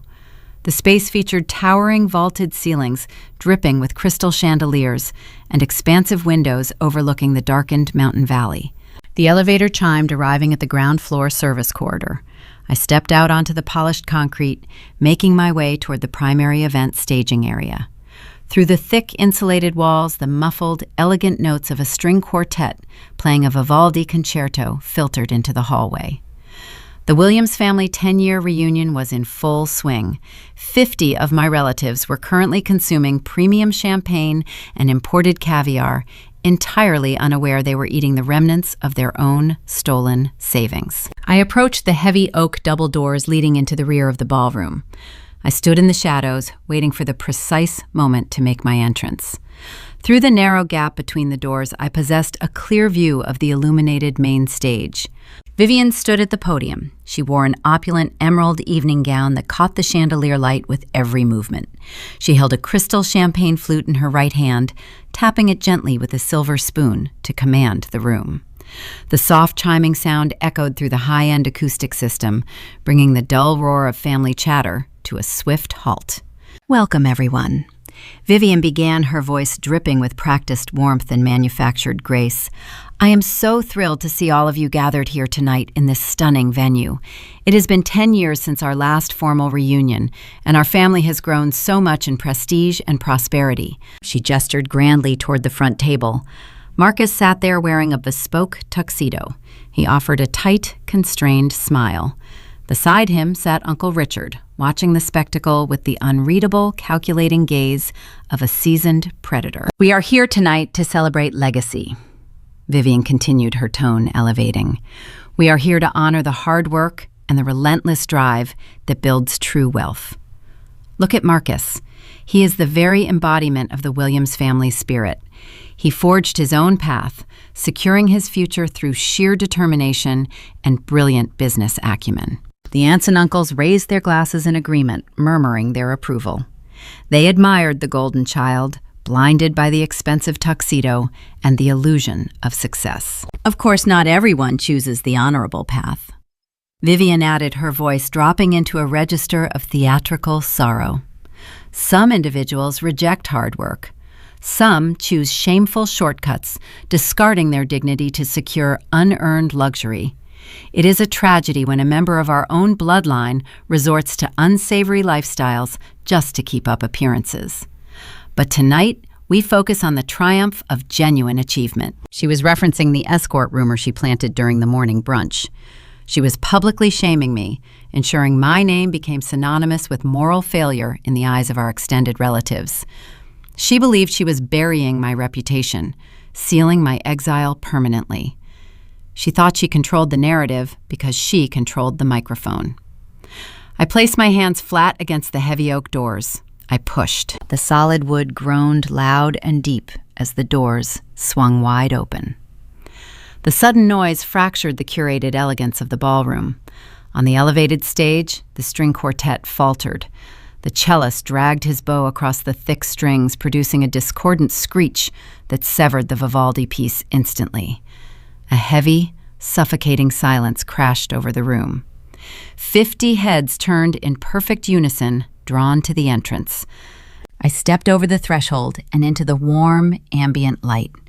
I did not pause or hesitate. I walked with a slow, measured cadence, my heels clicking rhythmically against the polished hardwood floor. The crisp scent of fireweed rolled off my suit, cutting through the heavy aroma of roasted meats and expensive perfumes filling the space. The reaction was immediate and visceral. Aunt Brenda dropped her silk napkin. A cousin sitting near the back row let out a sharp, audible gasp. Whispers ignited like dry kindling spreading across the circular tables. They stared at my tailored suit, the diamonds, the undeniable aura of quiet, devastating wealth radiating from my posture. This was not the broken, impoverished escort Vivian described just moments ago. This was a woman who owned the ground she walked upon. I kept my gaze fixed straight ahead, ignoring the sea of confused faces. I watched the dynamics at the primary front table shift. Marcus gripped the edge of the white linen tablecloth, his knuckles turning bone white. The strained smile vanished from his face, replaced by a pale, sickly terror. He recognized the leather folio in my hand. He realized the hourly event coordinator he bullied in the hallway was now disrupting his pivotal moment. Uncle Richard sat perfectly still. He did not gasp or whisper. He simply picked up his water glass and took a slow, deliberate sip, offering me a microscopic nod of profound respect. He recognized the predator entering the room. Near the far wall, Jasmine stood apart from the crowd. She wore a simple, elegant dress, her shoulders relaxed. She offered no outward reaction, but her eyes shone with fierce anticipation. The alliance held firm. I stopped 10 feet from the elevated stage, standing in the direct center of the ballroom. I looked up at the podium. Vivian froze. The champagne flute hovered mere inches from her lips. The color drained from her face, leaving her meticulously applied makeup looking hollow and stark. Her eyes darted from my suit to the heavy doors behind me, searching for the security personnel she assumed would intercept a trespasser. When no one appeared, her confusion morphed into a rigid, blinding rage. I was ruining her perfect aesthetic. I was shattering the grand illusion she spent a decade carefully constructing. Her mind rejected the reality standing before her, retreating into the familiar comfort of her manufactured authority. She slammed her crystal flute down onto the wooden podium. The sharp crack echoed through the silent ballroom. She leaned close into the microphone, her voice trembling with untethered fury. "What is the meaning of this?" Vivian demanded the amplification, making her voice boom across the tables. "How did you get in here?" I did not answer her. I simply stood there, holding my leather folio, letting her panic fill the vast, silent space. The lack of a response infuriated her further. She could not fathom my defiance. "Security," Vivian shrieked, gripping the edges of the podium. "Where is the event staff? I demand you remove this trespasser from the premises immediately. She is ruining a private corporate function. "Get her out of here." Her voice echoed and faded, leaving only the quiet, tense breathing of 50 shocked relatives waiting for the hammer to fall. The trap was fully sprung, and the illusion of her power was about to be dismantled piece by piece. The echo of Vivian demanding my removal hung in the high vaulted ceilings of the grand ballroom. The 50 guests held their collective breath. The tension was a tangible weight pressing against my chest, but my heart maintained a slow, steady rhythm. From the Eastern service entrance, the heavy brass handles clicked. 4 men stepped into the venue. They did not wear standard hospitality uniforms. They wore tailored charcoal suits, equipped with discreet, transparent earpieces. They moved with the silent, coordinated precision of private tactical personnel. Garrett, the head of resort security, led the formation. He was a veteran with a formidable presence and a calm, assessing gaze. He navigated the space between the circular dining tables, charting a direct path toward the center of the room where I stood. On the elevated stage, Vivian offered a triumphant smirk. She lowered the microphone, assuming the approaching men were her personal enforcement squad. She believed her manufactured crisis had summoned the necessary muscle to erase her embarrassment. At the primary front table, Marcus watched the security team approach. He glanced sideways at Uncle Richard. Richard remained impassive, sipping his water.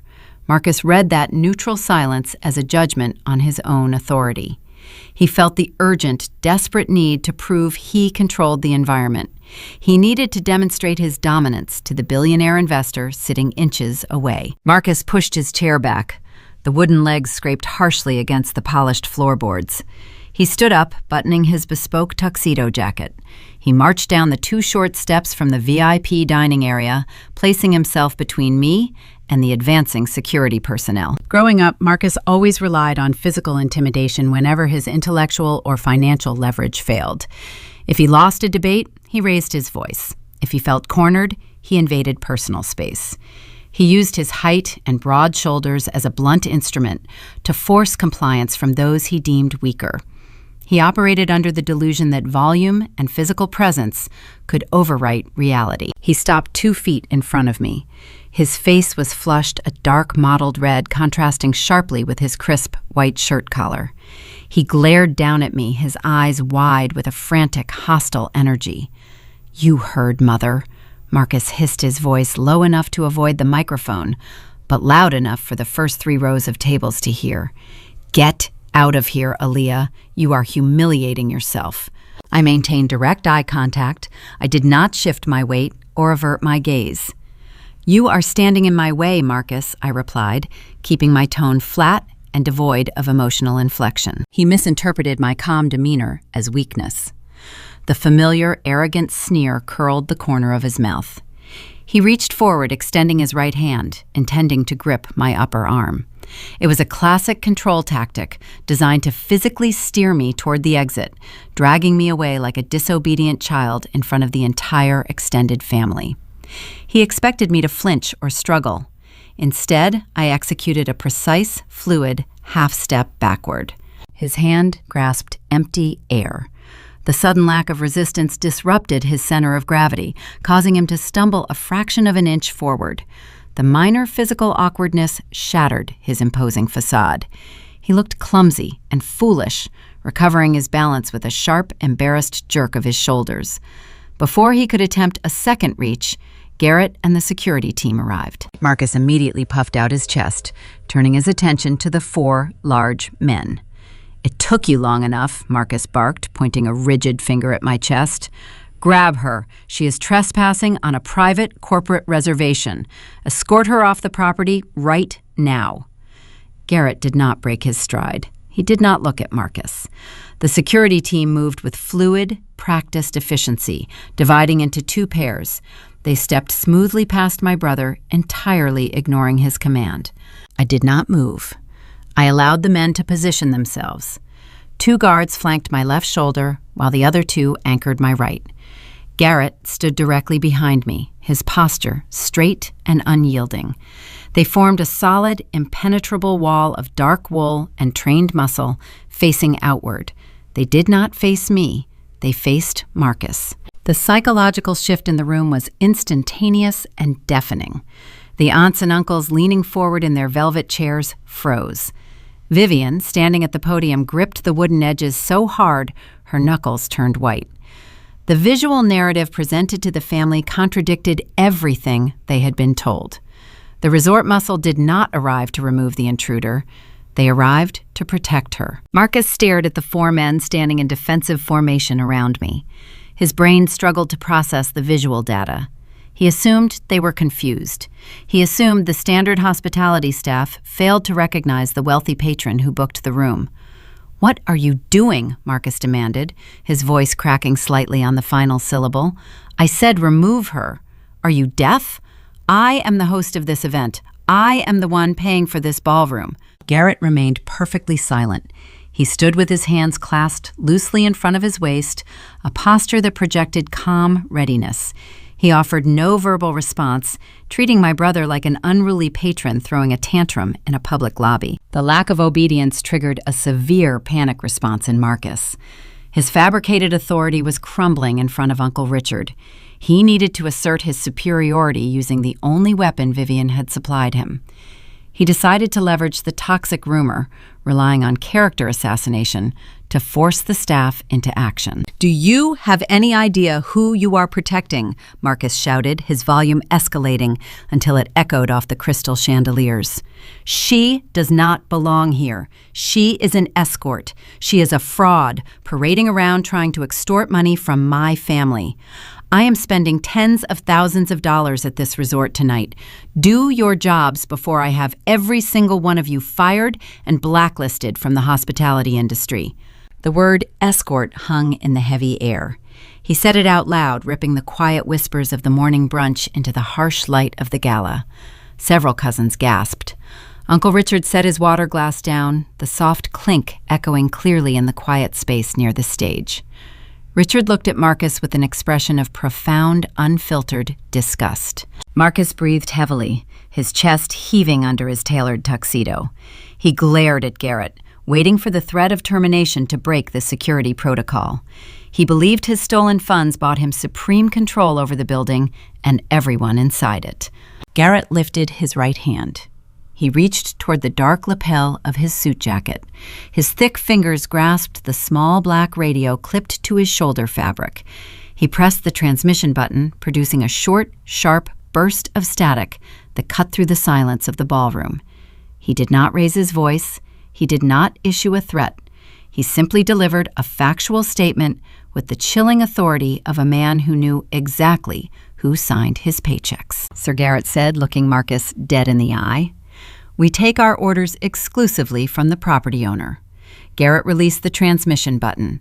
The sentence hung in the air, a brutal, undeniable truth, severing the last fragile threads of my brother's manufactured reality. Marcus stood frozen. His mouth opened, but no sound emerged. His eyes darted from Garrett to the matching stoic expressions of the other three guards, and finally to me. The cognitive dissonance fractured his mind. The woman he spent his entire life belittling, the sister he banned for being an embarrassment, stood securely behind an elite security detail on the very ground he thought he rented. On the stage, Vivian let out a quiet, strangled noise. The microphone picked up the sound, broadcasting her sudden realization across the high-end acoustic system. The puzzle pieces connected in her mind with devastating clarity. The initials she bribed from the junior concierge earlier that day, A.W. Holdings. It was not a wealthy older man. It was not a sugar daddy hiding in the shadows. It was Aaliyah Williams. The extended family, seated at the circular tables, watched the drama unfold, trying to comprehend the shifting power dynamic. They looked at Marcus, sweating and trembling in his expensive tuxedo. They looked at me, standing motionless and untouchable, surrounded by men ready to enforce my will. The illusion of my brother's wealth, the grand narrative of his inevitable success, evaporated, leaving nothing but a desperate thief standing in a rented suit. I held the leather folio containing the definitive proof of his crimes. The stage was finally clear. The audience was captive. It was time to show them the receipts. I stepped forward, parting the security detail, ready to take the microphone from my mother's trembling hands. I stepped forward. The 4 men anchoring my security detail parted seamlessly, creating a clear path toward the elevated stage. My heels connected with the polished hardwood floor, producing a steady, rhythmic cadence that resonated in the quiet ballroom. I climbed the 3 short steps onto the platform. The heat from the overhead theatrical lighting washed over my skin. I stopped directly beside Vivian. She stood frozen behind the wooden podium. Her emerald gown shimmered under the spotlights, but her posture resembled a hollow shell. Her hand gripped the microphone stand with a desperate, white-knuckled intensity. Her eyes, wide and vacant, stared out at the audience, uncomprehending. The narrative she spent decades crafting lay in ruins at her feet, and her mind lacked the architecture to process the collapse. I reached out and placed my hand over hers. Her skin felt ice cold. I applied a gentle downward pressure. She did not resist. Her fingers uncurled, slipping away from the cool metal. I took the microphone from her grasp, claiming the literal and metaphorical voice of the room. I did not shove her or ask her to leave. I simply occupied the space, rendering her irrelevant. I looked out at the 50 faces staring back at me. Aunts, uncles, and cousins sat paralyzed in their velvet chairs. The silence felt heavy and expectant. "Good evening," I said, my voice carrying through the high-end acoustic system, smooth and unhurried. Vivian was just speaking about legacy.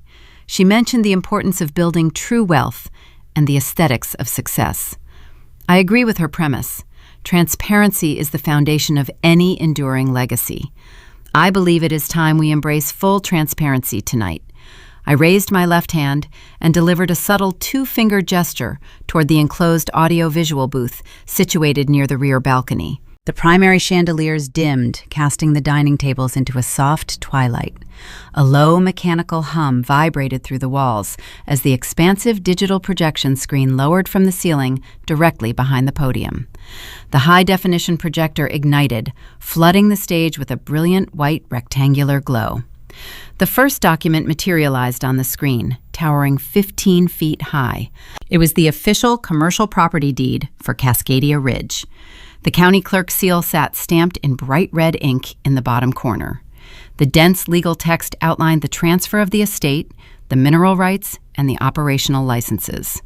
At the very center, highlighted by the projector glare, sat the ownership designation. Sole proprietor and chief executive officer, Aaliyah Williams. A collective intake of breath rippled across the dining terrace. Aunt Brenda leaned forward, pulling her reading glasses from her purse to verify the bold print.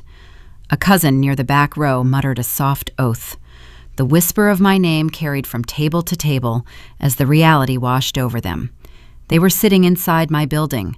They were drinking my champagne. The escort rumor Vivian planted that morning died an instant death, replaced by the undeniable bureaucratic proof of my empire. I let them read the document for 10 full seconds. I wanted the truth to settle deep into their bones. I understand Vivian preferred to keep my professional life a secret. I spoke into the microphone, my tone conversational yet commanding. She felt my achievements did not align with the narrative she designed for this weekend. But I welcome you all to my property. I hope the hospitality has met your standards. I gestured to the booth a second time. The screen transitioned flashing to a new document. It was the executive guarantor waiver Marcus signed in the hallway. Beside it sat the itemized ledger detailing his exact weekend expenditures. The luxury spa treatments, the premium golf tee times, the imported wine. The total sat bolded at the bottom, reading $40,000. Below the final number, Marcus's signature stretched across the dotted line, linking his personal liability directly to my corporate holding company. My brother has always enjoyed the finer things. I explained, observing Marcus out of the corner of my eye. Yesterday, he attempted to secure these amenities for free. He corners an individual he assumed was a junior event coordinator, demanding she use her employee discount to erase his tab. Instead, he signed a binding commercial note. He authorized the transfer of his entire debt directly to AW Holdings. The aunts and uncles exchanged bewildered glances. The image of the golden child began to fracture, revealing the desperate, fragile core underneath. They looked at Marcus, sitting at the front table. His pristine posture was gone. He slouched in his chair, staring at his own signature magnified on the wall. Let us examine why a man supposedly negotiating million-dollar venture capital deals needs to extort hospitality staff for a free vacation, I said. I signaled the booth for the final time. The screen shifted, displaying the commercial credit application Jasmine provided. The document outlined a request for a $200,000 business line of credit. The entity listed was AW Design Concepts, my dormant staging firm. The primary guarantor signature at the bottom was a sloppy, frantic forgery of my own name. The room grew so quiet I could hear the faint rustle of silk as guests shifted in their seats. This was no longer a family dispute over unpaid hotel bills. This was a federal crime displayed in high definition. 3 days ago, Marcus submitted this application to a regional bank. I stated the clinical detachment in my voice, cutting through the tension. He utilized my inactive corporate identification numbers. He forged my signature. He attempted to leverage my pristine credit history to secure a lifeline for his collapsing personal finances. He tied his sinking ship to my assets without my knowledge or consent. The illusion shattered. The murmurs erupted into a chaotic, hushed frenzy. Relatives leaned across tables, whispering frantically, pointing at the screen. Uncle Richard sat like a stone statue, his dark eyes locked onto the forged document. The quiet disgust radiating from the billionaire investor was palpable. Marcus reached his breaking point. The pressure of the spotlight, the irrefutable evidence, and the sudden evaporation of his lifelong safety net triggered a frantic, visceral panic. He shoved his chair backward, knocking it to the floor. He stood up, his chest heaving. Sweat beaded on his forehead, ruining the clean lines of his styled hair. He pointed a shaking finger at the projection screen. "It is fake," Marcus shouted, his voice shrill and unhinged. "She fabricated those documents. It is a setup. She has always been jealous of me. She mocked up those papers to ruin this weekend because Vivian did not invite her." He turned wildly toward the front table, looking down at Richard. "Richard, I swear to you this is a lie. I own my company. I have the assets. She is trying to sabotage our deal. You cannot believe this nonsense." Richard did not flinch. He did not offer a nod of reassurance. He simply stared at the desperate, sweating man, demanding blind faith in the face of forensic truth. Marcus spun toward the extended family, spreading his arms in a pleading gesture. "Look at her," he yelled, pointing back at me. "She is a fraud. She is staging this entire thing to embarrass us. You all know me. I am the one who brings this family together. I am the one building the legacy."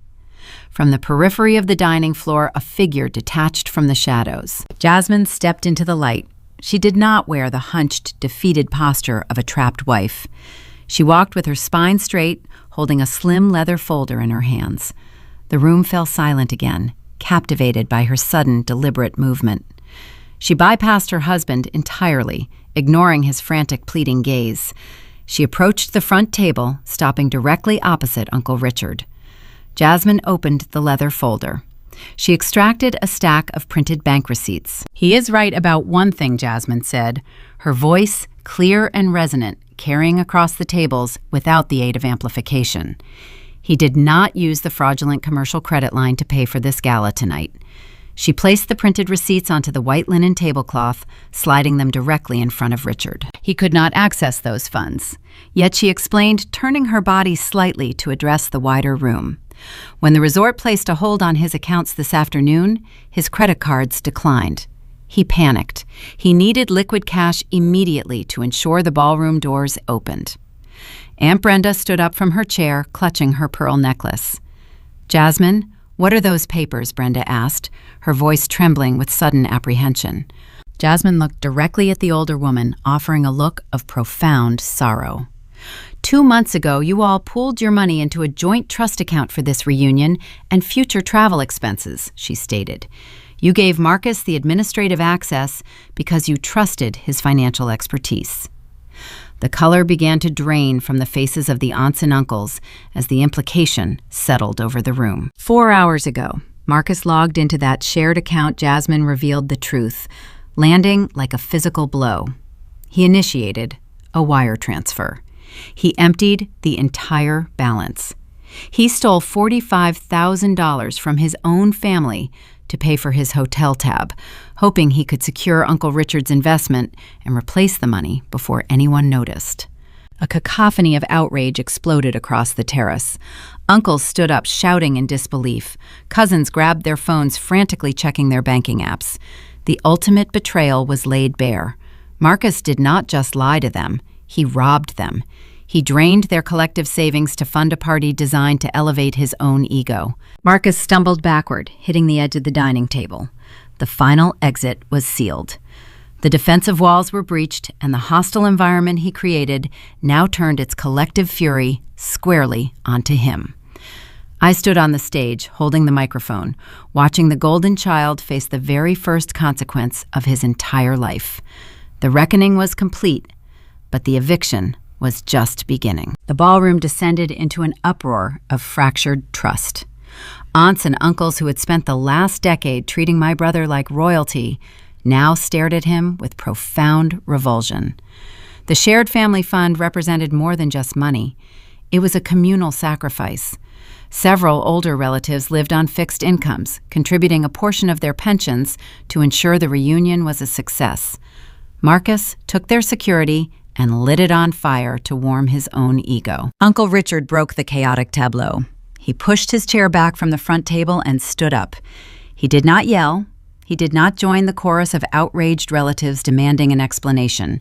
He picked up his suit jacket from the back of the chair and folded it over his arm. Marcus reached out his hand, trembling. "Richard, please," Marcus pleaded, his voice cracking. "I can explain the transfer. It was a temporary hold. I am good for the money." Richard looked down at his nephew. The expression on the older man's face held no anger, only the cold, sterile detachment of a surgeon excising a rotting appendage. "You are a liability," Richard said, his tone flat and unyielding. "You lack integrity, you lack capital, and you lack basic human decency. Do not contact my office again." Richard turned his back on Marcus. He walked toward the exit, parting the sea of angry relatives who stepped aside to let the billionaire pass. The rejection was absolute. The safety net Marcus relied upon his entire adult life vanished, walking out the heavy oak doors. I stood on the stage watching the golden child crumble. He sank back into his chair, burying his face in his hands. The poetic justice of the moment was sharp, but the financial injury to my extended family remained. I did not invite them here, but I would not let them suffer the collateral damage of my brother's crimes while sitting under my roof. I reached into the pocket of my tailored pantsuit. I withdrew my smartphone. I bypassed the security lock and opened my primary banking application. The interface glowed in the dim stage lighting. I selected my personal liquid asset account. I typed in the routing details for the communal Williams Family Trust, using the data Jasmine provided during our midnight meeting. I entered the exact figure of $45,000. I pressed confirm. I lifted the microphone back to my mouth. The digital feedback whined for a fraction of a second, silencing the yelling crowd. "The funds your nephew stole from you are gone," I announced, my voice projecting a calm, steady cadence across the high, vaulted ceilings. "He authorized a wire transfer to cover his fraudulent debts. He cannot repay you because he possesses zero liquid assets." A fresh wave of panic rippled through the older relatives. Aunt Brenda covered her mouth, her eyes shining with unshed tears. However, I continued, holding up my phone so the screen illuminated my face. "You are guests inside Cascadia Ridge. I do not permit theft on my property. I just initiated a direct wire transfer from my personal accounts. $45,000 has been deposited back into your joint family trust. The money is yours. Consider it a welcoming gift." The transition from despair to profound relief happened in a heartbeat. The relatives pulled out their phones, refreshing their banking applications. A collective sigh washed over the terrace as the deposit cleared. They looked up at the stage. The sister they spent 10 years whispering about, the woman they banished from their social circles, just handed them their financial salvation without a second thought. Jasmine walked up the 3 short steps onto the stage. She moved with a quiet dignity, leaving the frantic energy of the dining floor behind her. She stood beside me. She held out her hand. I passed her the microphone. Jasmine looked out at the audience. She bypassed the aunts and uncles, focusing her gaze entirely on the man sitting slumped at the front table. Marcus lifted his head. His eyes were red-rimmed and frantic. He looked at his wife, expecting her to offer a lifeline, expecting her to play the role of the quiet, submissive spouse Vivian trained her to be. Jasmine shattered that expectation. "I spent 5 years shrinking to fit into your world," Marcus Jasmine said, her voice echoing with a clear, resonant strength. "I watched you belittle your sister. I watched you drain our joint accounts to lease cars we did not need. I watched you forge legal documents and steal from your own blood just to pretend you were important." Marcus opened his mouth to speak, but Jasmine raised her free hand, cutting him off. "I am filing for divorce on Monday morning," she stated, the words falling like a gavel. "My attorney will serve you the papers. Do not try to access the house. The locks are already changed." Marcus gripped the edge of the table, his knuckles white. "Jasmine, you cannot do this," he stammered. "We are a team. We can fix this." "You have no money. You have nowhere to go." Jasmine offered a cool, knowing smile. She glanced at me and then looked back at her soon-to-be ex-husband. "I am not leaving empty-handed, Marcus. I accepted a new executive position this afternoon. I am the incoming director of the new Cascadia Ridge Luxury Spa Wing. I have a 6-figure salary, corporate benefits, and a private residence on the property grounds." The final blow landed with devastating precision. Marcus lost his primary investor, his stolen funds, and his marriage in the span of 10 minutes. His wife, the woman he financially abused and emotionally isolated, was now walking away into a life of authentic wealth, provided by the very sister he tried to destroy. Jasmine handed the microphone back to me. She stepped down from the stage, walking toward the exit to pack her belongings, leaving Marcus staring after her in numb disbelief. I turned my attention to the opposite side of the podium. Vivian stood there, her emerald gown catching the harsh stage lights. The manufactured superiority she wore like armor lay in ruins. She built her entire social standing on the illusion of Marcus's success and my failure. Both pillars just collapsed in front of the entire Williams family. Vivian's fingers trembled. The designer clutch she held slipped from her grasp. The heavy clasp struck the polished wooden stage floor.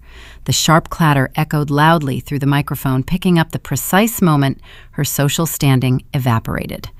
The extended family looked at her with undisguised pity. The matriarch, who ruled their gatherings for decades, was now exposed as an enabler to a thief. "It is time to conclude this evening," I said, my voice dropping into a register of undeniable finality. "Vivian Williams, Marcus Williams, you are hereby formally evicted from Cascadia Ridge Resort." The words hung in the air, formal and binding. "Your presence here constitutes a liability," I explained, listing the charges with clinical detachment. "You engaged in verbal abuse toward my hospitality staff. You attempted to extort luxury services through fraudulent complaints. You forged commercial credit documents and executed the theft of communal funds while residing on my property." I gestured toward Garrett and the 3 tactical security guards standing at the base of the stage. "My security detail will escort you to your rooms," I instructed. "You have exactly 15 minutes to pack your belongings. Once your luggage is secured, you will be marched off the property boundaries. If you refuse to comply or attempt to return, the local authorities will arrest you for criminal trespassing and fraud." Garrett stepped forward. He gestured for Marcus to stand up. The golden child did not argue. The fight drained out of him, leaving a hollow, terrified shell. He stood up on shaky legs, keeping his eyes fixed firmly on the floorboards to avoid the condemning stares of his relatives. 2 guards flanked him, guiding him toward the service elevators. Vivian remained on the stage, staring down at her dropped clutch. The reality of the eviction breached her denial.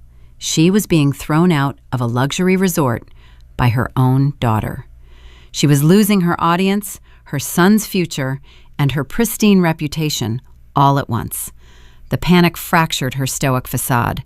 Her face crumpled. Tears spilled over her meticulously applied makeup, cutting dark tracks down her cheeks. She took a desperate step toward me, holding out her hands in a pleading gesture. "Aaliyah, please," Vivian sobbed, her voice cracking under the weight of her humiliation. "You cannot do this. We are your family. You are making a mistake. Family sticks together, Aaliyah. You have to forgive us. We can fix this if we just sit down and talk." She played the final card in her deck, weaponizing the concept of family loyalty to escape the consequences of her actions. She expected the tears to manipulate my resolve. She expected the public display of sorrow to force my compliance. She did not understand that the woman standing before her spent 10 years building a fortress she could not penetrate. The security guards moved up the steps of the stage. Garrett approached Vivian, maintaining a respectful but firm distance. "Ma'am, it is time to go," Garrett said, his deep voice cutting through her frantic sobbing. Vivian ignored him. She reached for my tailored sleeve. I stepped back, letting her hand grasp empty air, much like her son had done minutes prior. The physical rejection stung her deeper than the spoken words. "You built a beautiful place here, Aaliyah," Vivian pleaded, her tone shifting from demanding to pathetic. "You proved your point. You are successful. I see that now. We see that now. Let us stay. Let us celebrate your achievements together. Do not tear this family apart over a misunderstanding." Her ability to reframe felony fraud and decade-long emotional abuse as a simple misunderstanding was a testament to her profound narcissism. She was not crying for me. She was crying for the loss of her control.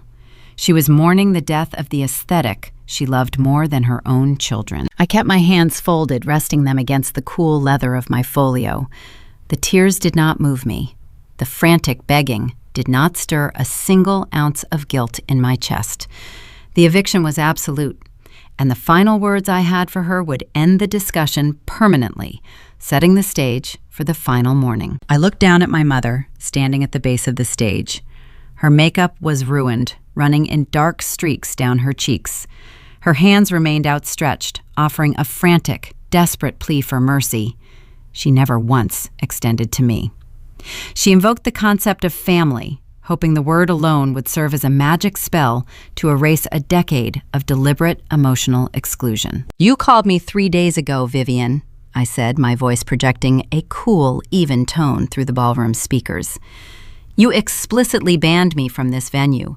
You told me my presence would ruin the image you needed to project. You told me family sticks together by playing their assigned parts." Vivian opened her mouth to argue, but the logic trapped her. "My part is the owner of this estate," I continued, "and as the owner, I must curate the environment to maintain a certain standard of excellence." I looked at her ruined designer dress, her shaking hands, and the hollow, desperate panic in her eyes. "I am sorry, Vivian, but you are an embarrassment to my aesthetic." The words hit her like a physical strike. Her breath hitched. The very insult she used to discard me now served as the definitive seal on her own eviction. She had no counter-argument. Her playbook was empty. Garrett placed a firm professional hand on her shoulder, guiding her toward the exit. She did not fight him. The realization that she possessed zero leverage finally broke her spirit. She turned and walked down the long center aisle of the ballroom, following the same path her son took minutes before.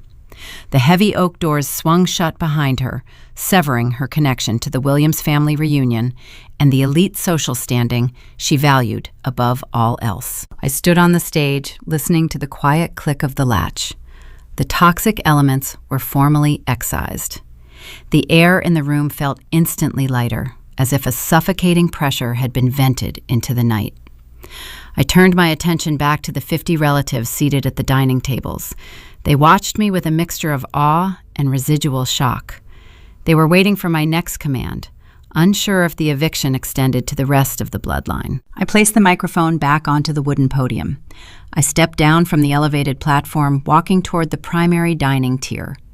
"Please take your seats," I told the room, my tone shifting from executive authority to genuine hospitality. The culinary team prepared an exceptional menu for tonight. The Wagyu beef is getting cold, and we have several cases of vintage champagne waiting in the cellar. You are my guests. Let us enjoy the evening. Aunt Brenda was the first to move. She stood up from her chair and walked toward me. Her hands trembled slightly as she reached out to grasp my arm.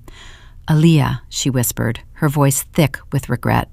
"I am so sorry. We believed the lies. We let her dictate how we treated you for years. We should have known better." I offered a slow, forgiving nod. "You have your money back, Aunt Brenda. The truth is out in the open. Tonight is about moving forward." The tension dissolved, replacing the manufactured anxiety of Vivian's reign with authentic warmth. The relatives returned to their tables. The conversations resumed, lacking the previous forced pretension. People laughed genuinely. Cousins approached me to apologize and ask about my real estate journey, treating me with the respect I earned rather than the disdain they were taught. I signaled the string quartet. The musicians picked up their bows, and a bright, lively Mozart symphony filled the vaulted ceilings. I looked across the room and spotted Jasmine sitting with a group of younger cousins. She held a glass of sparkling water. A genuine, relaxed smile illuminated her face. The heavy, suffocating shadow of her marriage was gone. She was free, and she possessed the resources to build a future on her own terms. I stayed for 2 hours, ensuring the service was impeccable, before retreating to my penthouse. I left them to celebrate unburdened by the toxic hierarchy that defined our family for too long. The next morning, the Washington sky broke clear and bright. I stepped out onto my private wraparound balcony. The crisp mountain air filled my lungs, carrying the scent of pine needles and damp earth. I wore a thick cashmere robe holding a ceramic mug of black coffee. The heat from the ceramic warmed my palms. I leaned against the glass railing, looking down at the winding gravel driveway leading away from the main lodge. At precisely 8 o'clock, 2 vehicles approached the front security gates. The first was Marcus's leased silver sports car. The second was Vivian's pristine white sedan. They drove slowly, navigating the curves of the mountain road in silent defeat. From my elevated vantage point, the cars looked small and insignificant. I watched the taillights blink as they turned onto the county highway, disappearing behind a dense line of evergreen trees. They were gone, leaving my territory for the final time. I took a slow sip of my coffee. The bitter dark roast tasted perfect. A quiet knock sounded at my penthouse door. I turned away from the balcony, crossing the spacious living area to unlock the suite. Uncle Richard stood in the hallway. He wore a simple, tailored suit, holding a sleek leather portfolio under his right arm. "Good morning, Aaliyah," Richard said, offering a polite nod. "Good morning, Richard," I replied, stepping aside to let him enter. "I have fresh coffee in the kitchen." He followed me into the suite, taking a seat at the glass dining table overlooking the valley. I poured him a cup of the dark roast. He accepted it with a murmured thanks. He did not engage in small talk. He operated with the same clinical efficiency I utilized in my own business dealings. "That was an exceptional display last night," Richard stated, setting his mug down. "You built a forensic trap. You gave your brother every opportunity to prove his character, and you let him construct his own demise.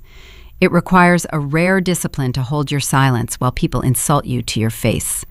"I learned early that arguing with narcissism is a waste of capital," I replied, sitting across from him.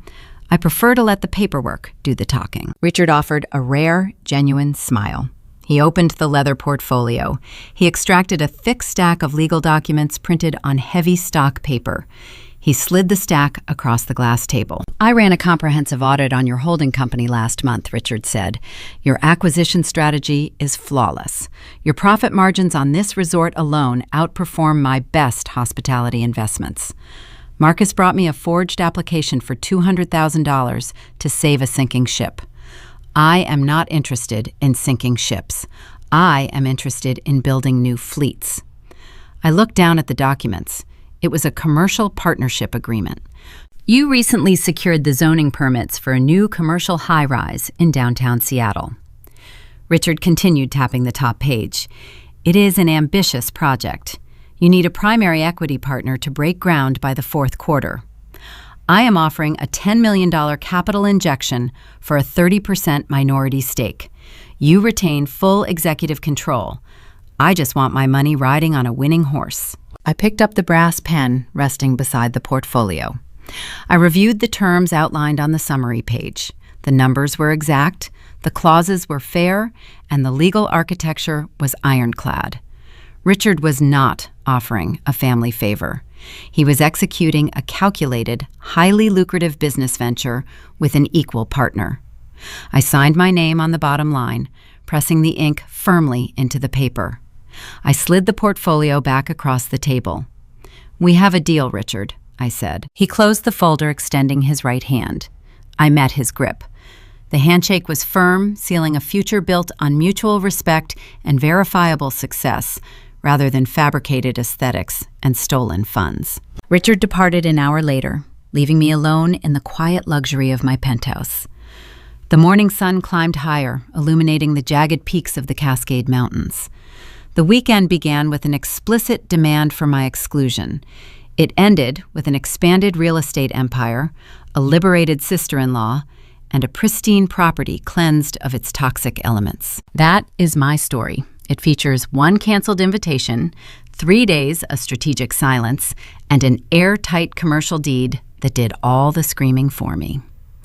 If someone in your life constantly belittles your achievements to inflate their own fragile ego, let this serve as the ultimate reminder. You do not need to argue with their delusions.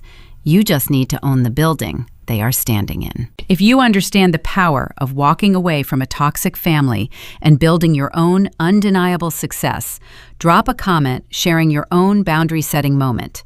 Share this story with whoever needs the courage to stop auditioning for people who do not value them. Hit subscribe to join the Linda Vengeance community, and I will see you in the next one. There is a profound, often unspoken truth embedded deep within the soil of the American family tree. The roots do not care about the curated aesthetic of the branches. They only care about the authentic nourishment they receive. When we look at the wreckage left behind in the grand ballroom of Cascadia Ridge, we are not merely witnessing a dramatic clash over a luxury hotel bill or a forged signature on a commercial credit line.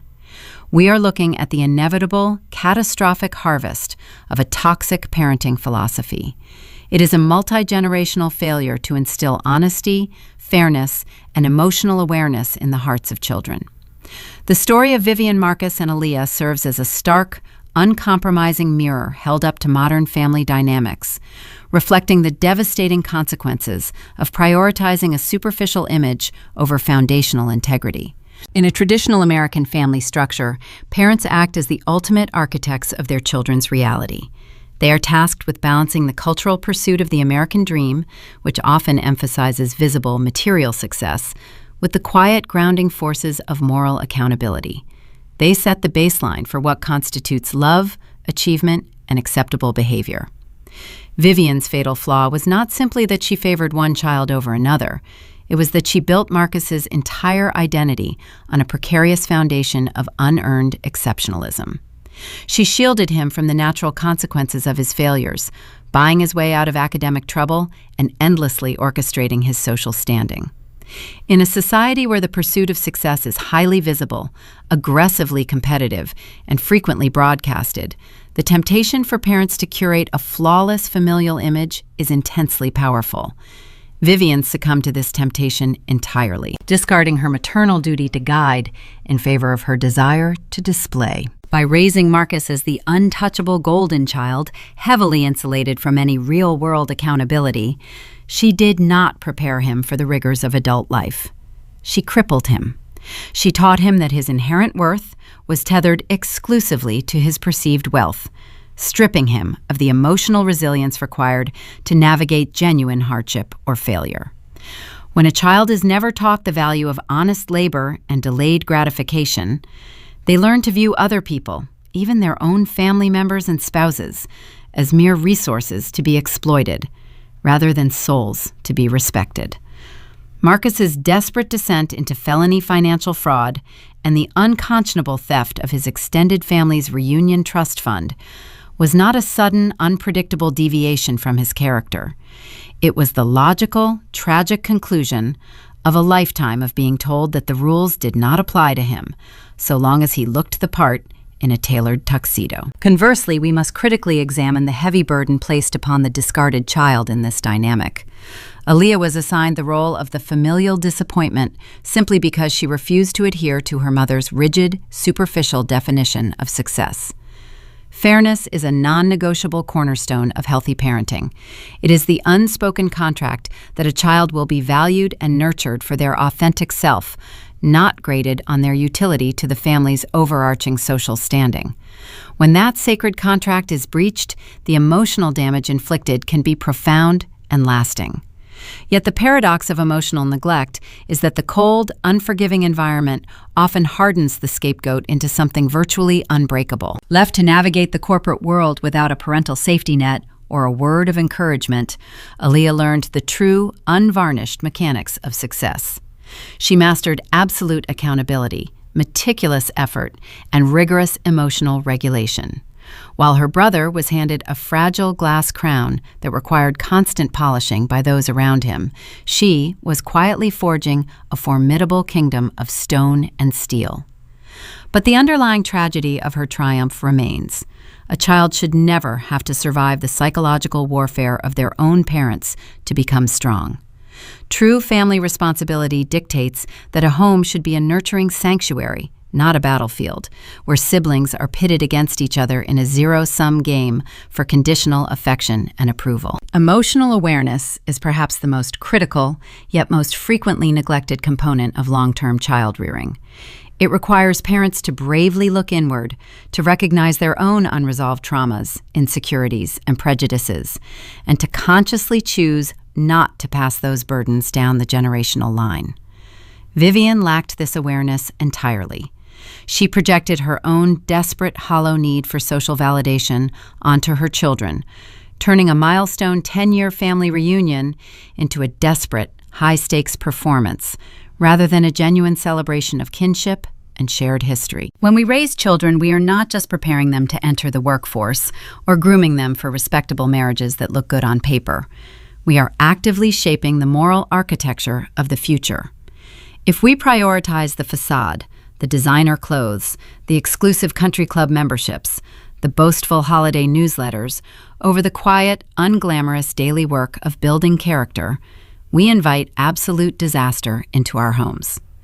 We must explicitly teach children that true wealth is found in the ironclad integrity of their word, the unwavering fairness of their actions, and the empathy they freely extend to those around them. We must demonstrate through our own actions that apologizing for a mistake is a sign of immense strength, not a shameful weakness to be hidden behind a closed door. Stories like Aaliyah's serve as a crucial, necessary warning for all of us. They remind us that the truth, no matter how deeply buried under tailored suits, expensive wine, and carefully rehearsed lies, always finds its way to the surface to demand a reckoning. It is a powerful testament to the fact that shared blood alone does not make a family. Mutual respect, unwavering honesty, and shared emotional labor do. If you find deep value in these psychological explorations of family dynamics, and if you appreciate narratives that peel back the polished veneer of societal expectations to reveal the raw, unvarnished truth underneath, then you belong here with our community. Take a moment to subscribe and follow the Linda Vengeance channel, where we will continue to shed light on the quiet boundaries and the powerful, inspiring reclamations of ordinary people standing their ground. As the dust finally settles on the sweeping Cascadia Ridge estate, a lingering, heavy silence remains.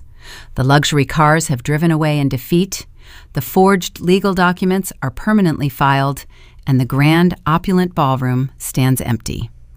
But the echoes of that defining night invite a deeper, far more uncomfortable introspection for anyone willing to listen. We look at Vivian, standing utterly alone amidst the devastating wreckage of her own making, and we feel a chilling, undeniable sense of recognition. Every parent, every sibling and every individual navigating the complex, often treacherous web of a traditional family must eventually look into the mirror. We must quietly ask ourselves what invisible seeds we are watering in the dark. Are we cultivating genuine, deeply rooted strength? Or are we simply maintaining a beautiful, fragile illusion, waiting in quiet terror for the day the heavy oak doors finally swing open? The answer? Much like the ultimate trajectory of a family's legacy is never written in stone. It is decided in the quiet, unseen choices of our everyday lives, leaving us to wonder what harvest we will ultimately reap when our own autumn arrives.